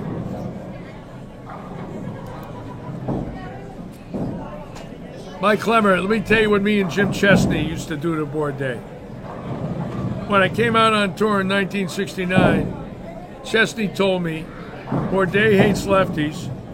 If you start off with a Brooklyn against him, he goes nuts. So, I don't know where it was. Might have been Portland, might have been Cranston, might have been Waukegan, I don't know. But he's one of my idols as a kid. You know, I'd seen him on TV in the 60s. And I'm in the hunt to win the tournament in Portland and Cranston. I think it was one of those places. I don't really want to play a Brooklyn because I can hit the pocket every ball. Why would I chance going Brooklyn and opening? And it's the first frame, and I don't want to throw a Brooklyn, but I do. And he goes nuts. And I said to him, when he went nuts, I said, that was intentional. So now he thinks I did it on purpose, but I didn't. I actually just yanked the hell out of it because I was a yanker. Anyways, he hated lefties. Just hated them. Always had something to say if the lefties bowled well. And Butler's, look at this, she got the first one. Look at that. She needed that one in 9. Oh, God. So Jay had a shot and missed.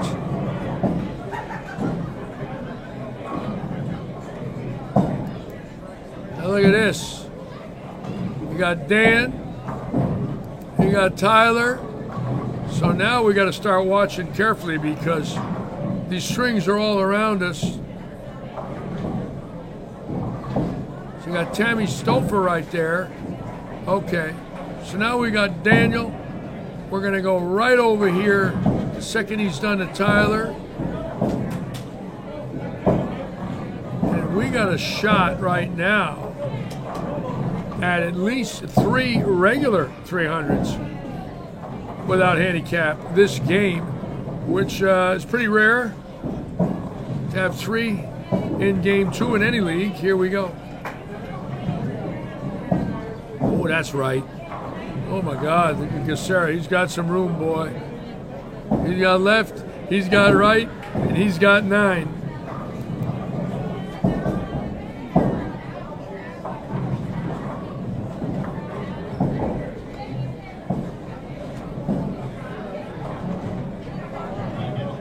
Now we'll watch Tyler Altman, who's had, I think 9 300s, 9 or 10. I think it's 9.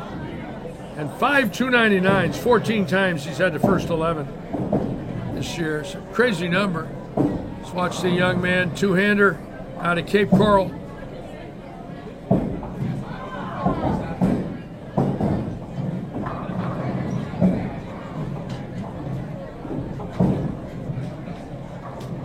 Oh, electronic messenger. Oh my God, did you see that? Crazy. That was crazy, baby.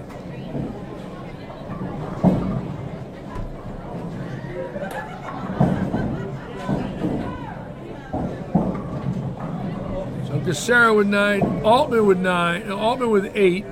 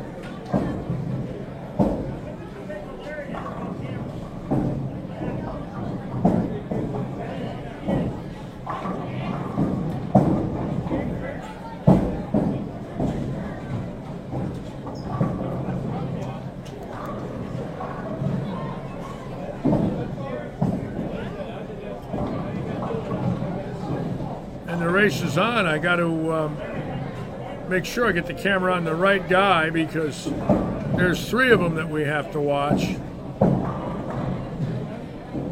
yes. Thank you. Thank you very much. In honor of Jerry's birthday Sunday. Thank you, thank you, thank you. Okay, Scott Cooper coming up.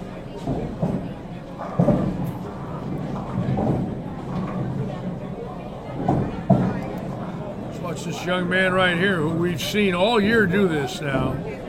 This is not new.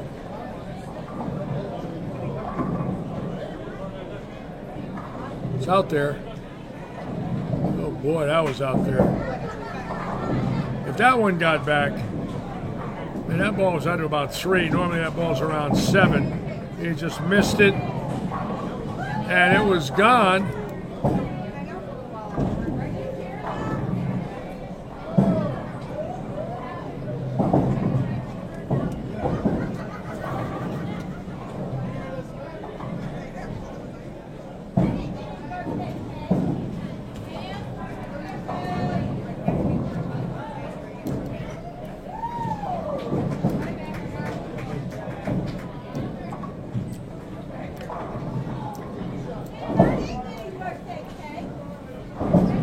Yes, in the words of Bob Uecker, just a bit outside. That was such a great line. Now Cooper going up right now. Gissara right there. Gissara with 10. Cooper for 10.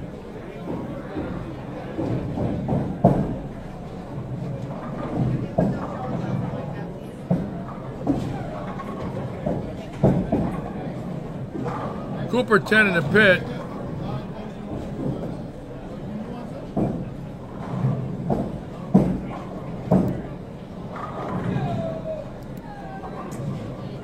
There's Gissara. I lost him. Here he is. And there's 11. So now Gissara's won another car. Keep in mind he needed over 280H or 282. So that's a car now for him.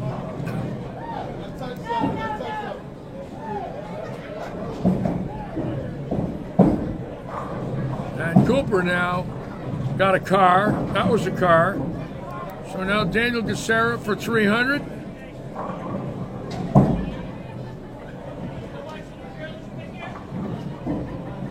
Whoops. Yikes. Wow, yeah, you're right. You're right, Daniel, but a strike is a strike. We'll take it. I love it. 318 for Gissara. And now Cooper for a 309.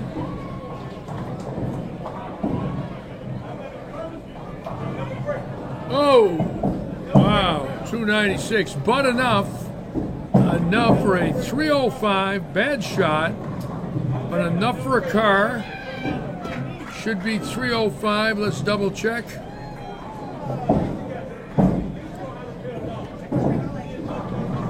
And there it is. Scott Cooper, 305. Very nice. So we're up to at least 3 that we know of. I don't have scores from the low end, but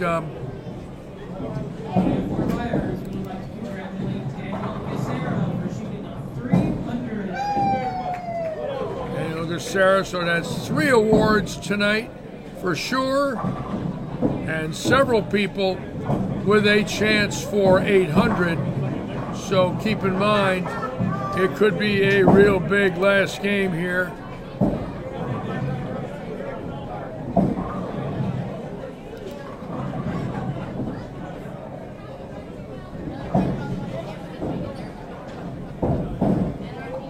All right, we go into game 3.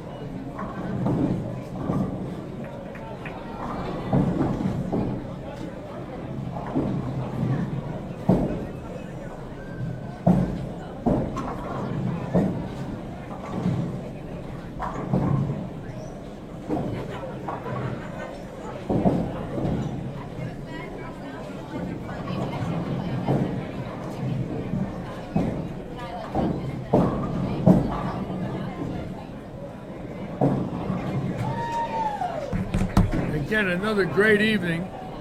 3 winners so far. The last game now, keep in mind, a lot of bowlers went well over 500 now going into game 3. So this was the game a few weeks ago that really fooled me.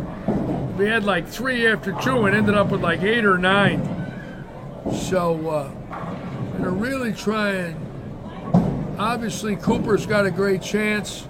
Obviously Jay Butler has a chance. Obviously Gacera, the gentleman on 9 and 10, Jody. So we have chances. That's what it's all about.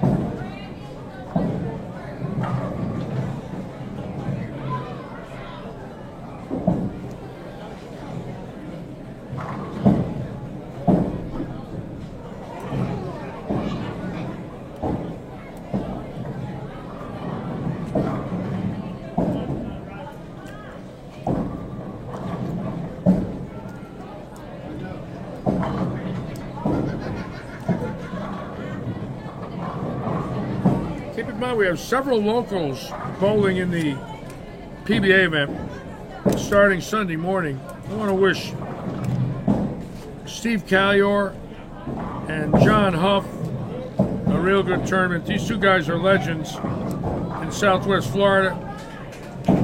Callior bowling after open heart surgery 4 months ago.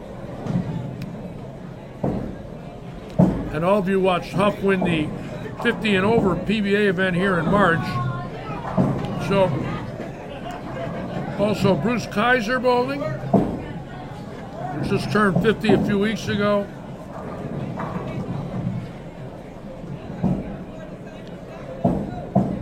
Going to be fun watching the locals that are going to be on Flow Bowling. Callior, Huff, Kaiser. These are really nice guys. Lifers, been bowling all their lives, and they'll be representing Southwest Florida. Of course, Chris Keene.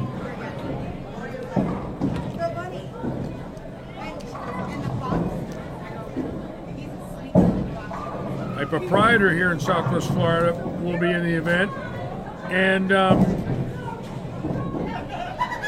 Harry Wright from Sarasota is bowling in it.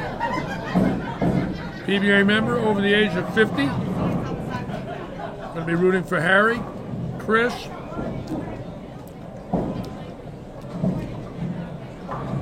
Just a real nice group. And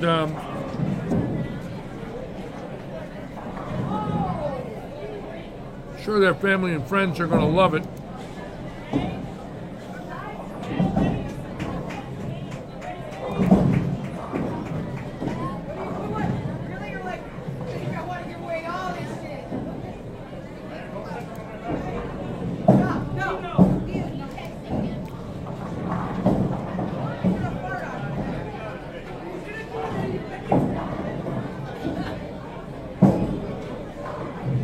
Jennifer Dover's, see that ball's laboring. That ball just should have really come off that oil a little harder than that.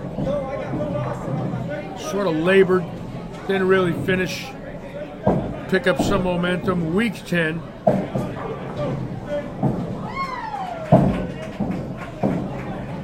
Whoops. Oh boy. I gave her the double kiss. She left the week 10, then she missed it. She got the Litchi double, the poor thing.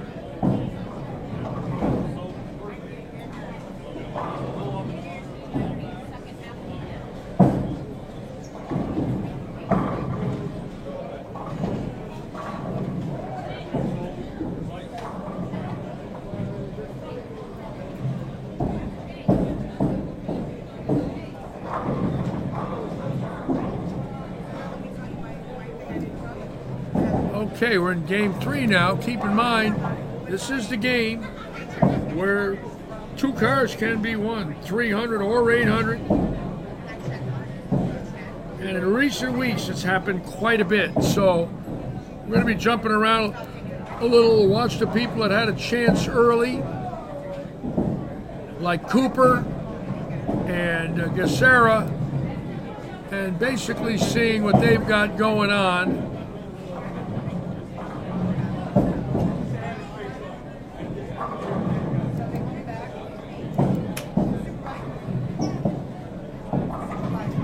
There's a 260 right there. Look at that handicap. Wow.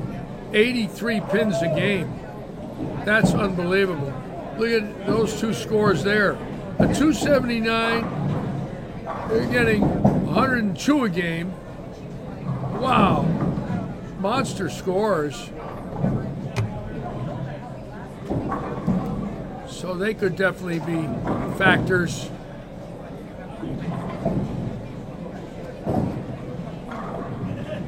Of course, a beautiful 257. 10 strikes, 275. She could be a factor in game 3. So obviously, a lot of people in the hunt. They get some new wheels for a couple of days. 267 there on lane 36. So it's obvious going into game 3, a lot of people have a chance here, so we're going to be keeping our eye on them.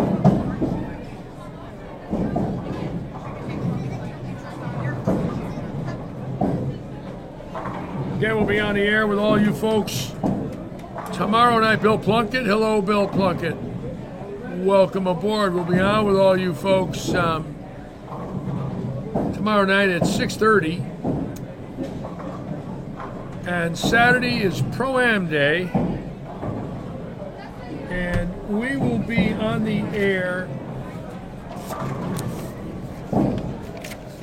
for the Pro-Am and interviews at, let me see when.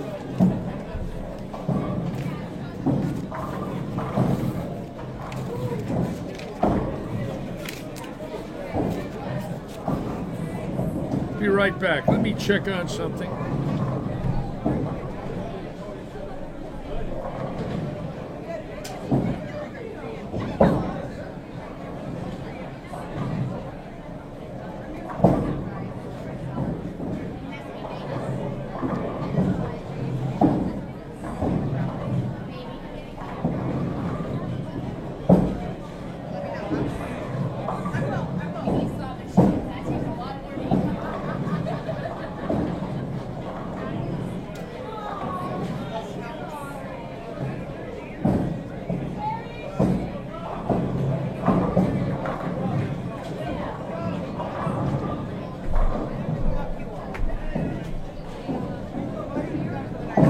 I'll know tomorrow, folks, but we could be on the air this Saturday at 10 a.m. for the practice session.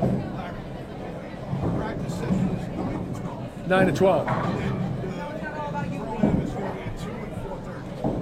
2 and 4:30. Practice session 9 to 12, Pro-Am 2 and 4:30.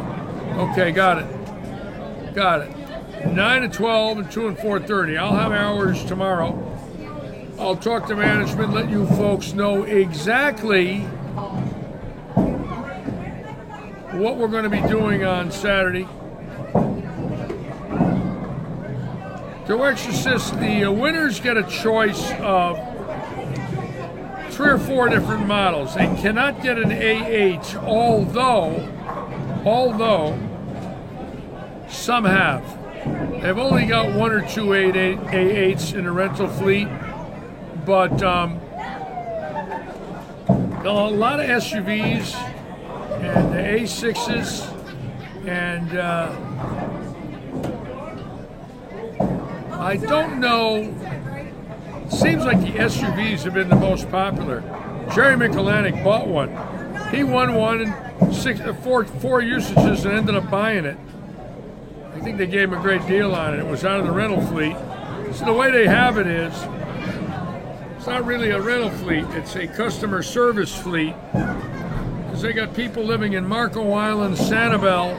Marco Island from here is about 60 miles, so Sanibel from the auto dealership, maybe about 25. So what they do is they have a driver drive right to their house with a brand new car and give it to that customer, and they take the customer's car in for servicing, because sometimes they got to keep them for more than a day depending on what is needed. So they have 50 cars for Audi owners that are in this program. I don't know how old the Audi has to be, but I think there's a requirement. But what it boils down to is you don't have to drive it in there and wait. And they pick the car up and leave you one. And when yours is done, they bring it back to you and take the one they've left you.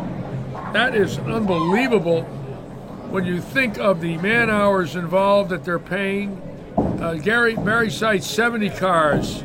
70 cars, folks. How's that? Barry's the service manager there, so his numbers are correct. I thought Dave Forbes told me 50, but I'm old. I always use that as an excuse. But when you think about how that company, especially for a lot of your senior ladies and seniors, you know, that are up there that want a nice car, that really don't want to drive in traffic when something's wrong and sit in a waiting room for 3, 4, 5 hours, or even go over there and pick up one and drive home, because it might be 3, 4, 5 day service charge. So Audi goes to them. What an unbelievable deal. I don't know about that, but the guy right in front of you knows direction assist. Barry Seitz knows. Barry, no S's or RS lines to choose from? I don't know enough about the model lines, but I know the showroom is exquisite, and the mechanics area and work area is beautiful. You can eat breakfast off the floors. I actually tried it one time. I had bacon and eggs right on the floor. It was great. Now, if you believe that, you'll believe my hair is going back.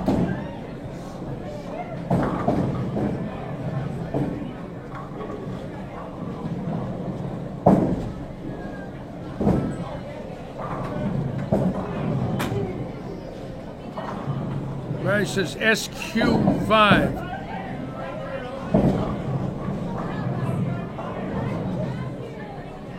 Whatever that is, direction says SQ5. All is well. Excellent.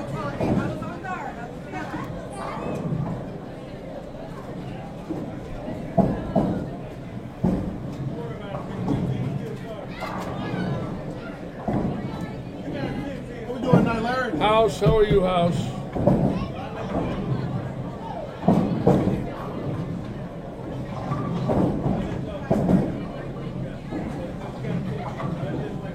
Oh, these are beautiful.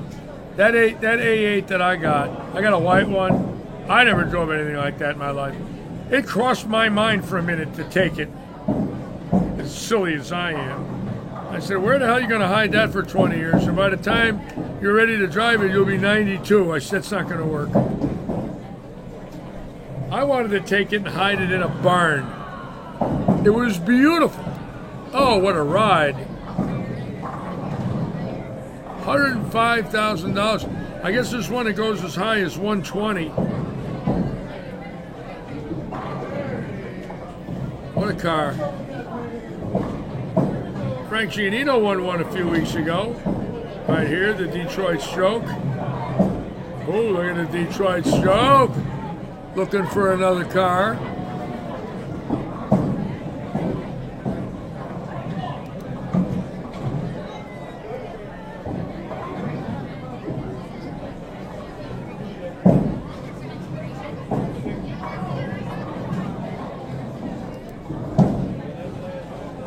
I think 3 bowlers so far have bought Audis. Ginger Gorell, Jerry McClanac, I think Ray Stevens, but he might have already had one unless he upgraded, I don't know.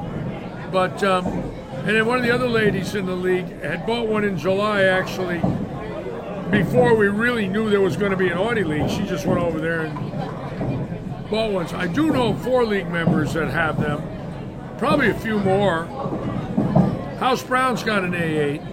House Brown's got a 2015 A8 that I'm aware of. House says he loves it. Yes, Joe, I thought about Lake Placid. Oh, hiding an A8 till I'm 92. Knowing me, I get stopped for going through a red light. They do a VIN check and I'd be in the clink.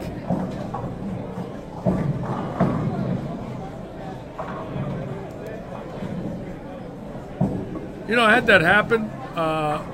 True story. Never forget it. In 1974, Ernie Schlegel drove into the parking lot of the Wonder Bowl in Downey with a car that he bought from Craig Muller in Union, New Jersey. And the car was stolen, and Craig didn't know it, but it was recovered, and the computer system in New Jersey still showed it as a stolen car. So Ernie went through a red light in Downey. The cops stopped him. They ran the VIN, and it showed the car was stolen. So they came into the bowling center and arrested him during the practice session and put handcuffs on him. And we're all in there, and the cops are leading Ernie out the door. And they put him in the cruiser. And he said he bought the car legitimately and told him about Craig Muller, and they got a hold of Craig. And Craig sold him the car, and it was a paperwork mistake. And Ernie got released. About an hour later, he was sitting in a police cruiser handcuffed because his car showed stolen in California from New Jersey. True story.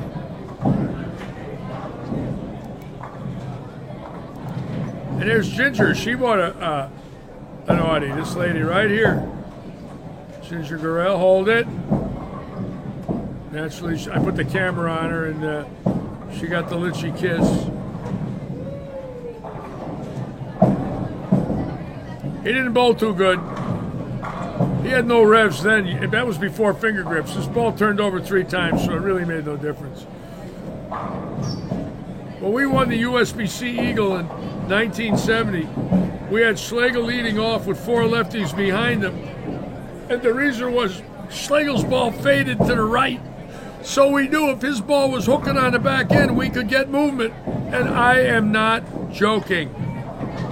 And we told everybody that. They thought we were crazy. His ball would fade.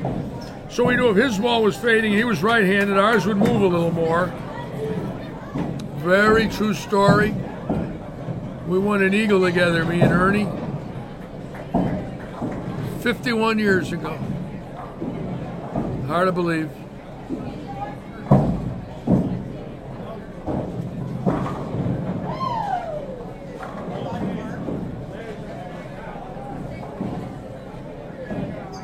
A lot of people don't realize Ernie Schlegel invented the thumb slugs. He talked Don Heimbinger, the owner of Pro Sports, into making thumb solids. And then it had to get passed by the PBA tournament committee, and it did. He had to bring it to the tournament committee, show it to them, and they passed it. That was the first thumb solid ever used on the PBA tour. What did I think about the Masters the other day? Well, I thought that last game was absolutely brutal. I got to give Robards nothing but credit. I don't care if he's two-handed. I don't care. The fact that he could do that at the age of 18 against that field as a senior in high school was remarkable. And Thomas is very good friends with Brian Robinson. They room together. And of course, Brian was with me here in the booth, and Brian bowled here. So Brian was thrilled. That's his roommate. You know, that last game, Svensson didn't know where it was going. Larson didn't know where it was going. Neither one of them. You know, they're all over the place. And, but I like it when they tighten the fairways up for majors. I really do. I mean, you can see the big shim and all the other ones they've had all year. You know, that shim is so evident. But Saturday, that shim wasn't there. I mean, they were gutter to gutter with that little speed bump they had down the lane. They were brutal. And as far as I'm concerned, you're allowed to do that for a major. I'm for that. So you got to remember, with none of them having any area, and if you saw all the winning scores, they showed everybody's winning scores. I don't recall one 700. Now, you got to understand, that's a first. All those guys, not one of them bowled 700 in match play. I didn't see one. Maybe you guys could correct me. But I don't think I saw a 700 when they showed their winning scores, which is unheard of.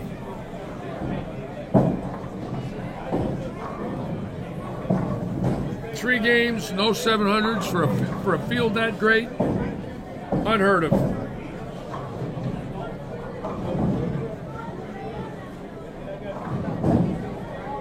Probably the lowest scoring Masters in I'll bet decades. I mean, I don't know. I don't check master scores, but there's 640 look golden on that shot. You know, in those 3-game matches, 640 gets you a lot of wins.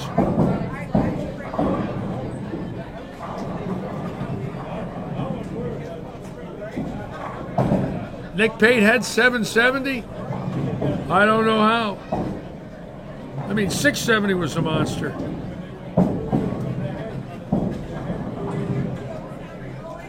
Really, Don Cornette. That's a great series on that stuff. Whatever that was, that red glue they had out there. You see that?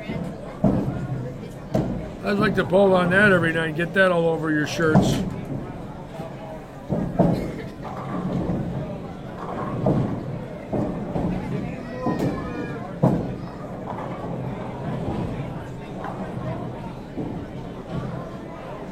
All right, let's check some scores.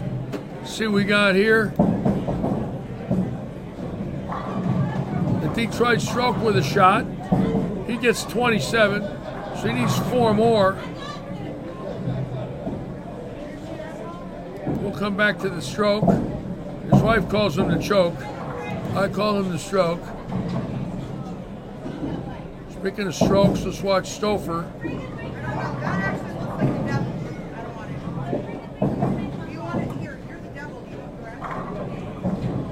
Throwing rockets. What is that? Throwing thunder up the dry boards.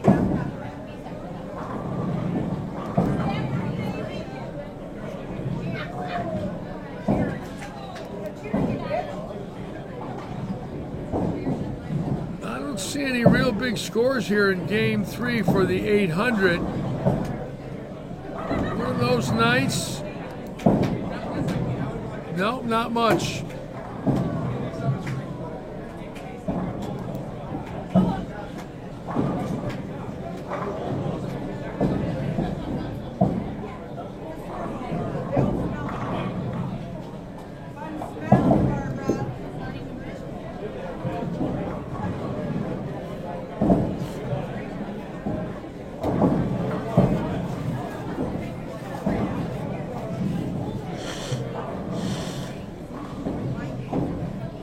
During the left-handed era of the late 60s, early 70s, the USBC found himself in the same dilemma that the PBA did in the 69 Masters. Jim Chesney was left-handed, come out of the loser's bracket, went 970, 980, 4 games to beat Barry Asher, who shot 8-0-8-0. Chesney had to beat him twice. He come out of the loser's bracket. In 71, Don Glover, left-handed, came out of the loser's bracket to beat Bob Strampy, 880, 890 to 820s. I was there for that match because I made it to the top 8. So I was there that night. And the lefties in that one, Glover won it. I was 8th. I think Davis was 3rd. And another lefty or 2 were in there. Top 8 either had 4 or 5 lefties. And when Glover won, it was the second year in a row where the lefties come out of losers bracket and won 2 matches. And that got a lot of people pissed. They were not happy. I'll never forget hearing the remarks. And then McGrath won the national championship at the end of the year. And he was leading money winner of 1970. And he won the national championship for the second year in a row. And, of course, Johnson won the Tournament of Champions that year with the great 299. But lefties won the Masters and the PBA National Championship. And Bobby Cooper won the last All-Star, which was then became the U.S. Open. But they did not like it when lefties won the majors. They were very unhappy and voiced it publicly.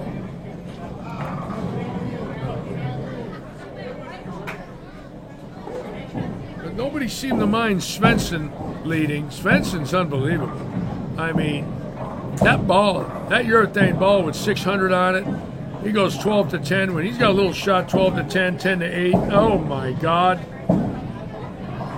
I mean, he's just devastating.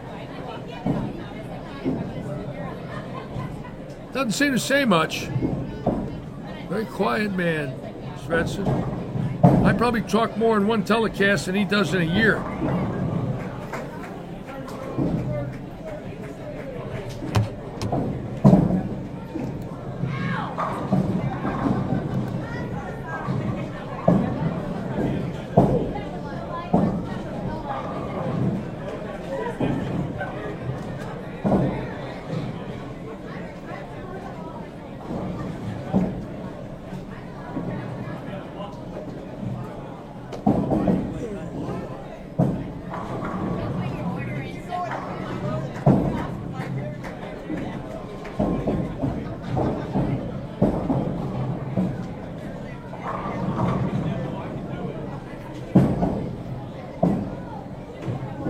See the speed Stouffer's throwing tonight? Look at that speed.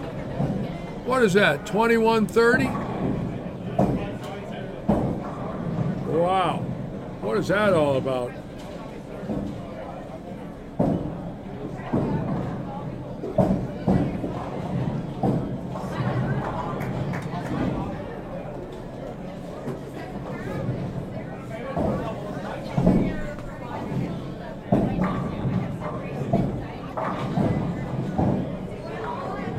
$79. Stouffer. I don't know if he had 800. I don't think so. You know, it was bet on 700. Missiles.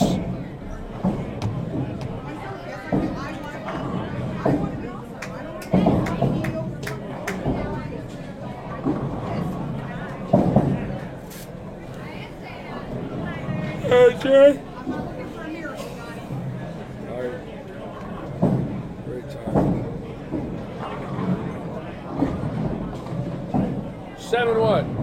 No, nothing.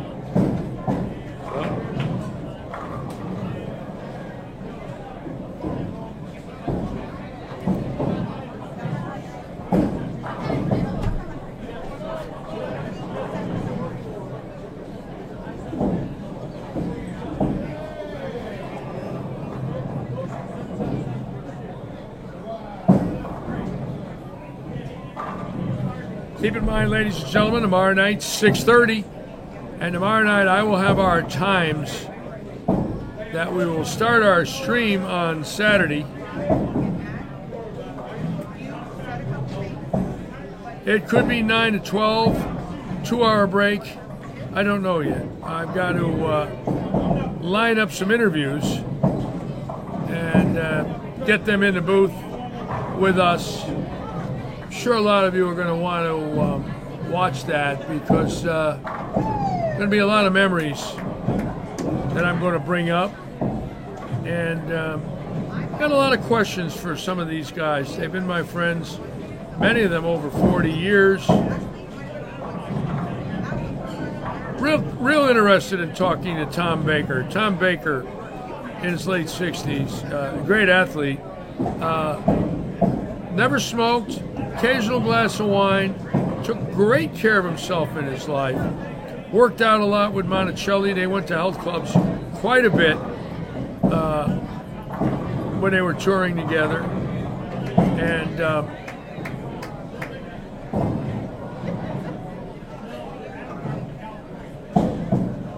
you got a new ball drilled by Tommy Baker, their exorcist? Are you talking Tom Baker? Really?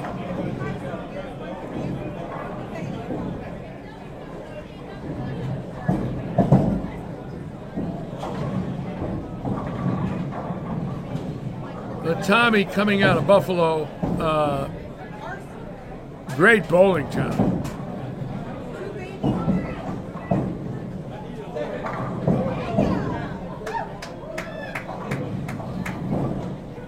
I love talking to Bobby Learn. That's going to be a blast, folks. We got to, oh, Tommy DeLutz. Oh, DeLutz Jr., wonderful man there. Tommy D, I bowled with his father, Lou Lou DeLutz. I was friends with Lou. Oh, so you're the nice one. They called him Tommy or Lou, his dad.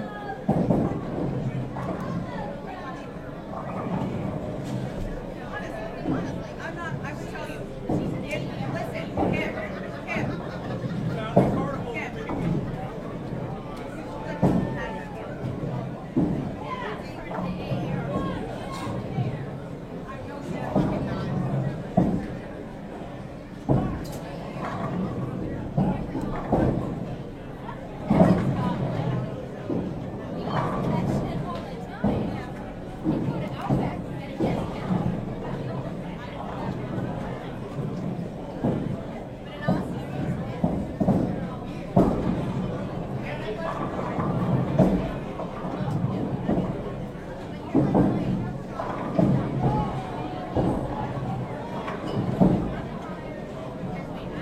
David, house shot Saturday, right, for a 9-pin no tap?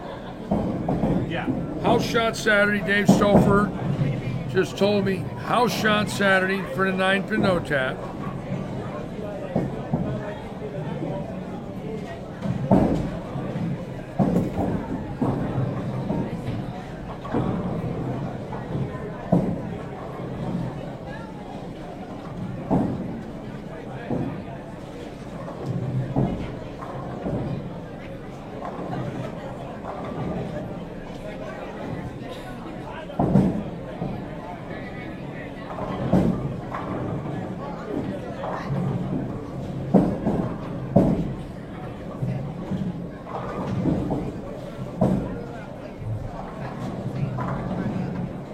Pretty good scores here on 42 with Jess and Jess Herbot and Brad Stewart. I don't know if any of them got a shot at 900 or 800. Let's see what we got here. No, nothing here. I thought maybe there'd be something. Let's see about here. No, nothing real big there. We know we got at least 3 car wins tonight. Oh, there's a 780. A little short there for Donnie Schwartz. Got close.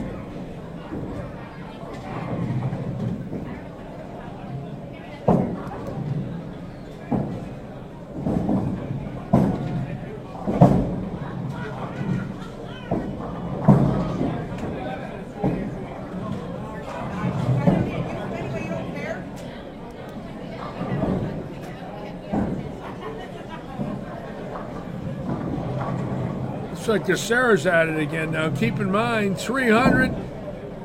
It looks like he's going to get some cars tonight because he's got to have 800 in the wood now. He's got 300 in game one. He's getting 18 pins, so he had a 318. This 279 is going to be 297. So that's 550, 615. 615, he's 185. So it looks like Gacera is going to have a 2-car night.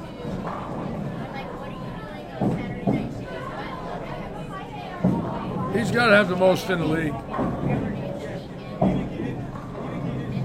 Boy, look, 292 there, just missing on lane 29. Just missing a car.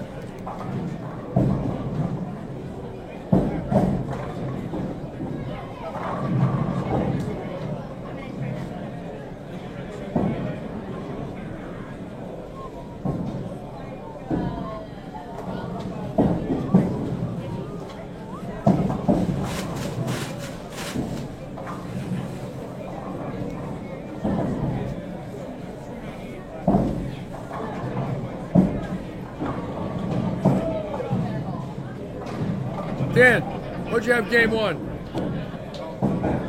No way. You got a shot at 8, right? No way. Daniel Gacera can only go 792. I just got the report. He had a bad first game, so he will not sneak in.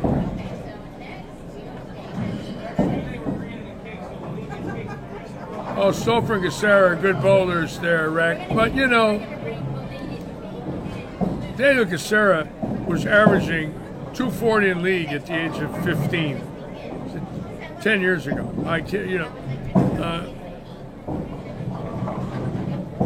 At 14, he was averaging 238 at 14.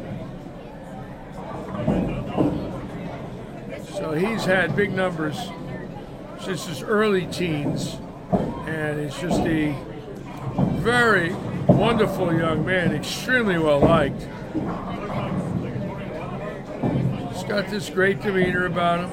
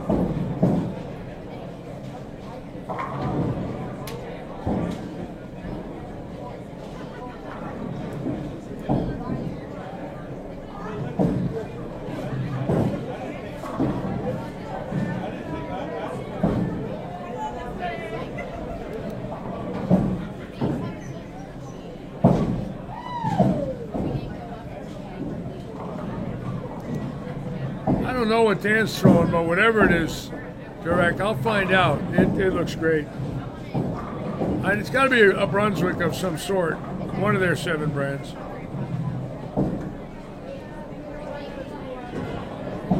$25 and $6. You know, his dad owns RG Strike Line, so I wonder how many new balls his dad's drilled him in his life. There's a good look at it. What is that thing? It looks pretty good, whatever it is.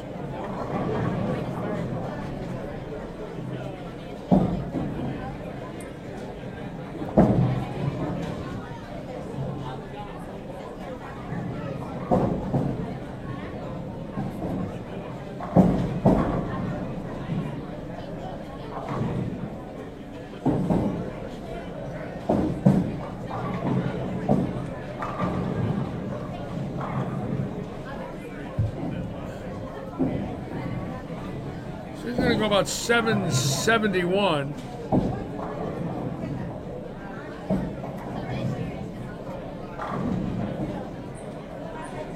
Whoop, 760. He laughs. They're big scores, but not enough to get over the hump. Every score on those lanes pretty good. You know, you can see 240s.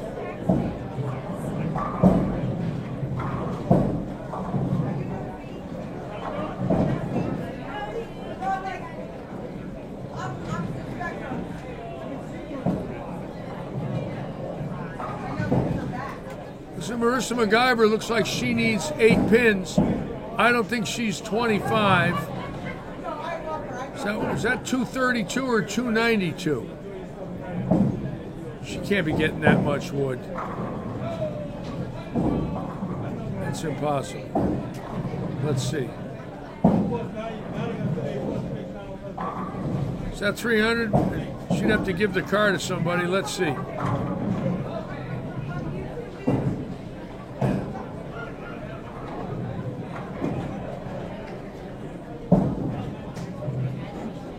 That's 211. Okay.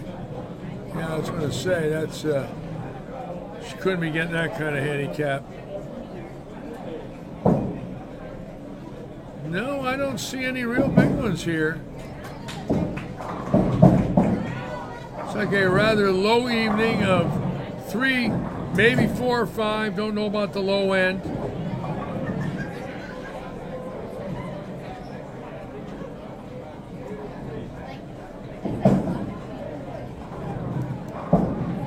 Nothing there.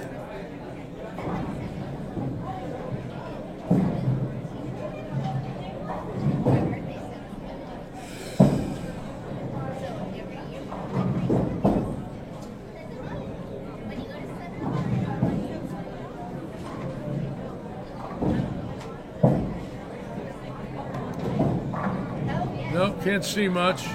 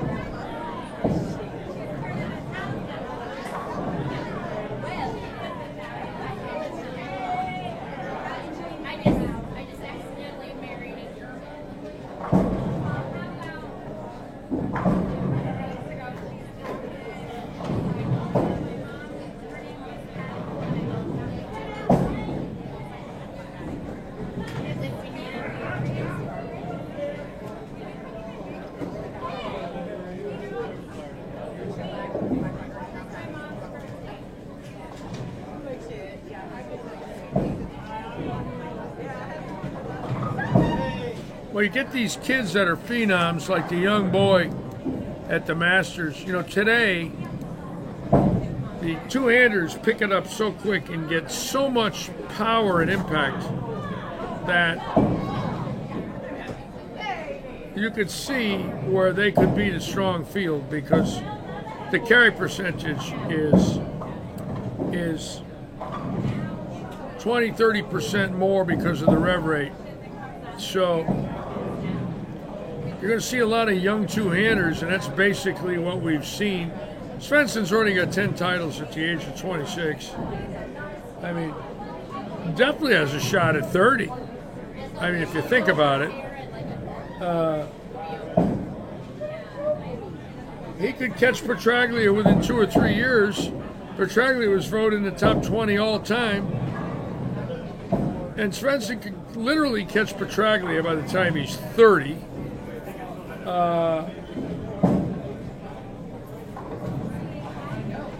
He's already equaled Mike McGrath, who won 3 majors.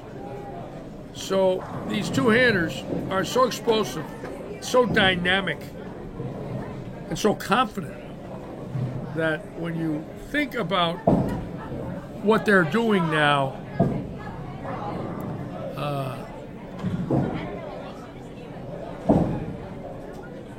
they're amazing. They're absolutely amazing players.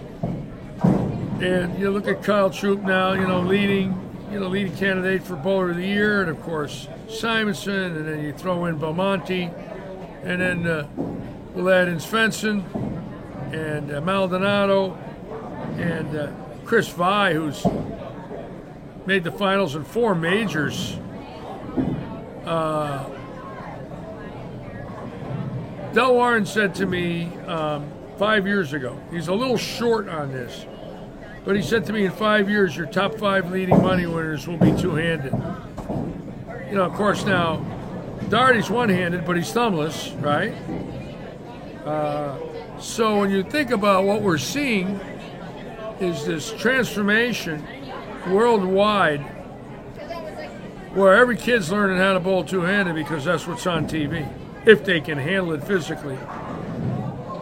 That, along with the power of the bowling balls,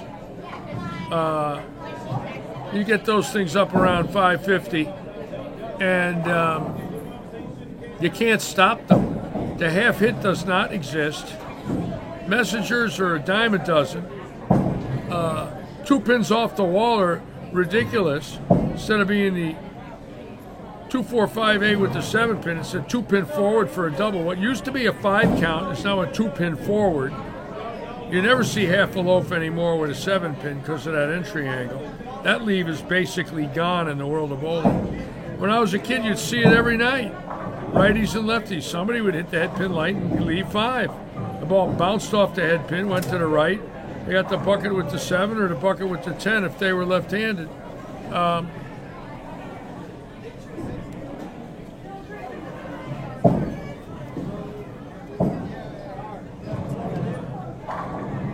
So we're going to see it more and more over the next decade, and I got to figure by 2030, I honestly believe in 9 years, it'll be dominated by two-handers worldwide. And you can't knock them even though you don't like it. I don't particularly like it, but you can't knock them. It's not their fault. It works, they're striking. Why would they not want it if they could do it? And that's what the industry is allowed to take place. The USBC, the ball companies, synthetic lanes, the oils, the patterns, have all evolved enough to make two-handers a factor. And no different in the 70s when the lefties were factors. That was an environment too. My day and age when the lefties bowled well because it was the environment of the lefties. Now it's the environment of the two-handers. In the 60s was the environment of the full rollers, the 50s and 60s. All your great bowlers in the late 50s, early 60s, Billy G, Billy Hardwick, Fazio, Dick Hoover, all threw full rollers. Billy Allen, the first great lefty, threw a full roller. Roy Lown, who won the first PBA telecast, threw a full roller. Mike Durbin threw a full roller, then he went to semi. Judy McMahon threw a full roller, he was Bowler of the Year in 50 and 51. Now nobody knows what a full roller is.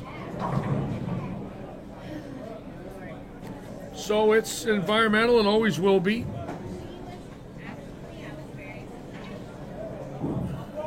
And I know one thing, when that boy went home, when that road barge boy went home, they probably had a parade on Main Street for him. I mean, that boy's a celebrity.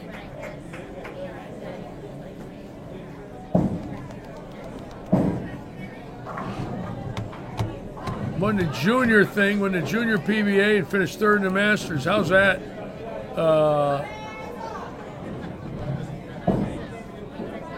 What a remarkable record.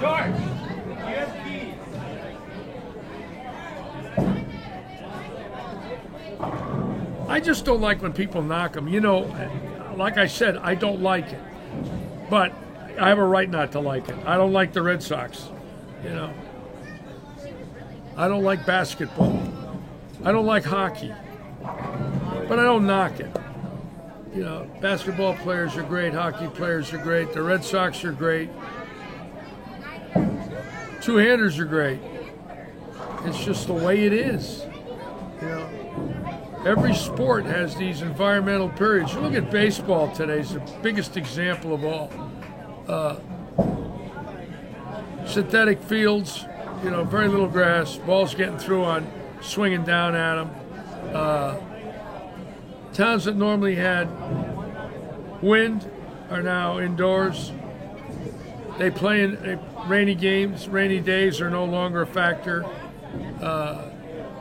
in many ballparks where the grass used to get wet. Not anymore. So that environment changed.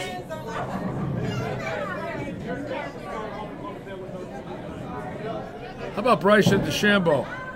You think he's like a two-hander? Look what that guy does. Is it the club? Is it him? Or is it the course design? Or is it the balls? What is it? How's he doing that? He's averaging 375 a drive.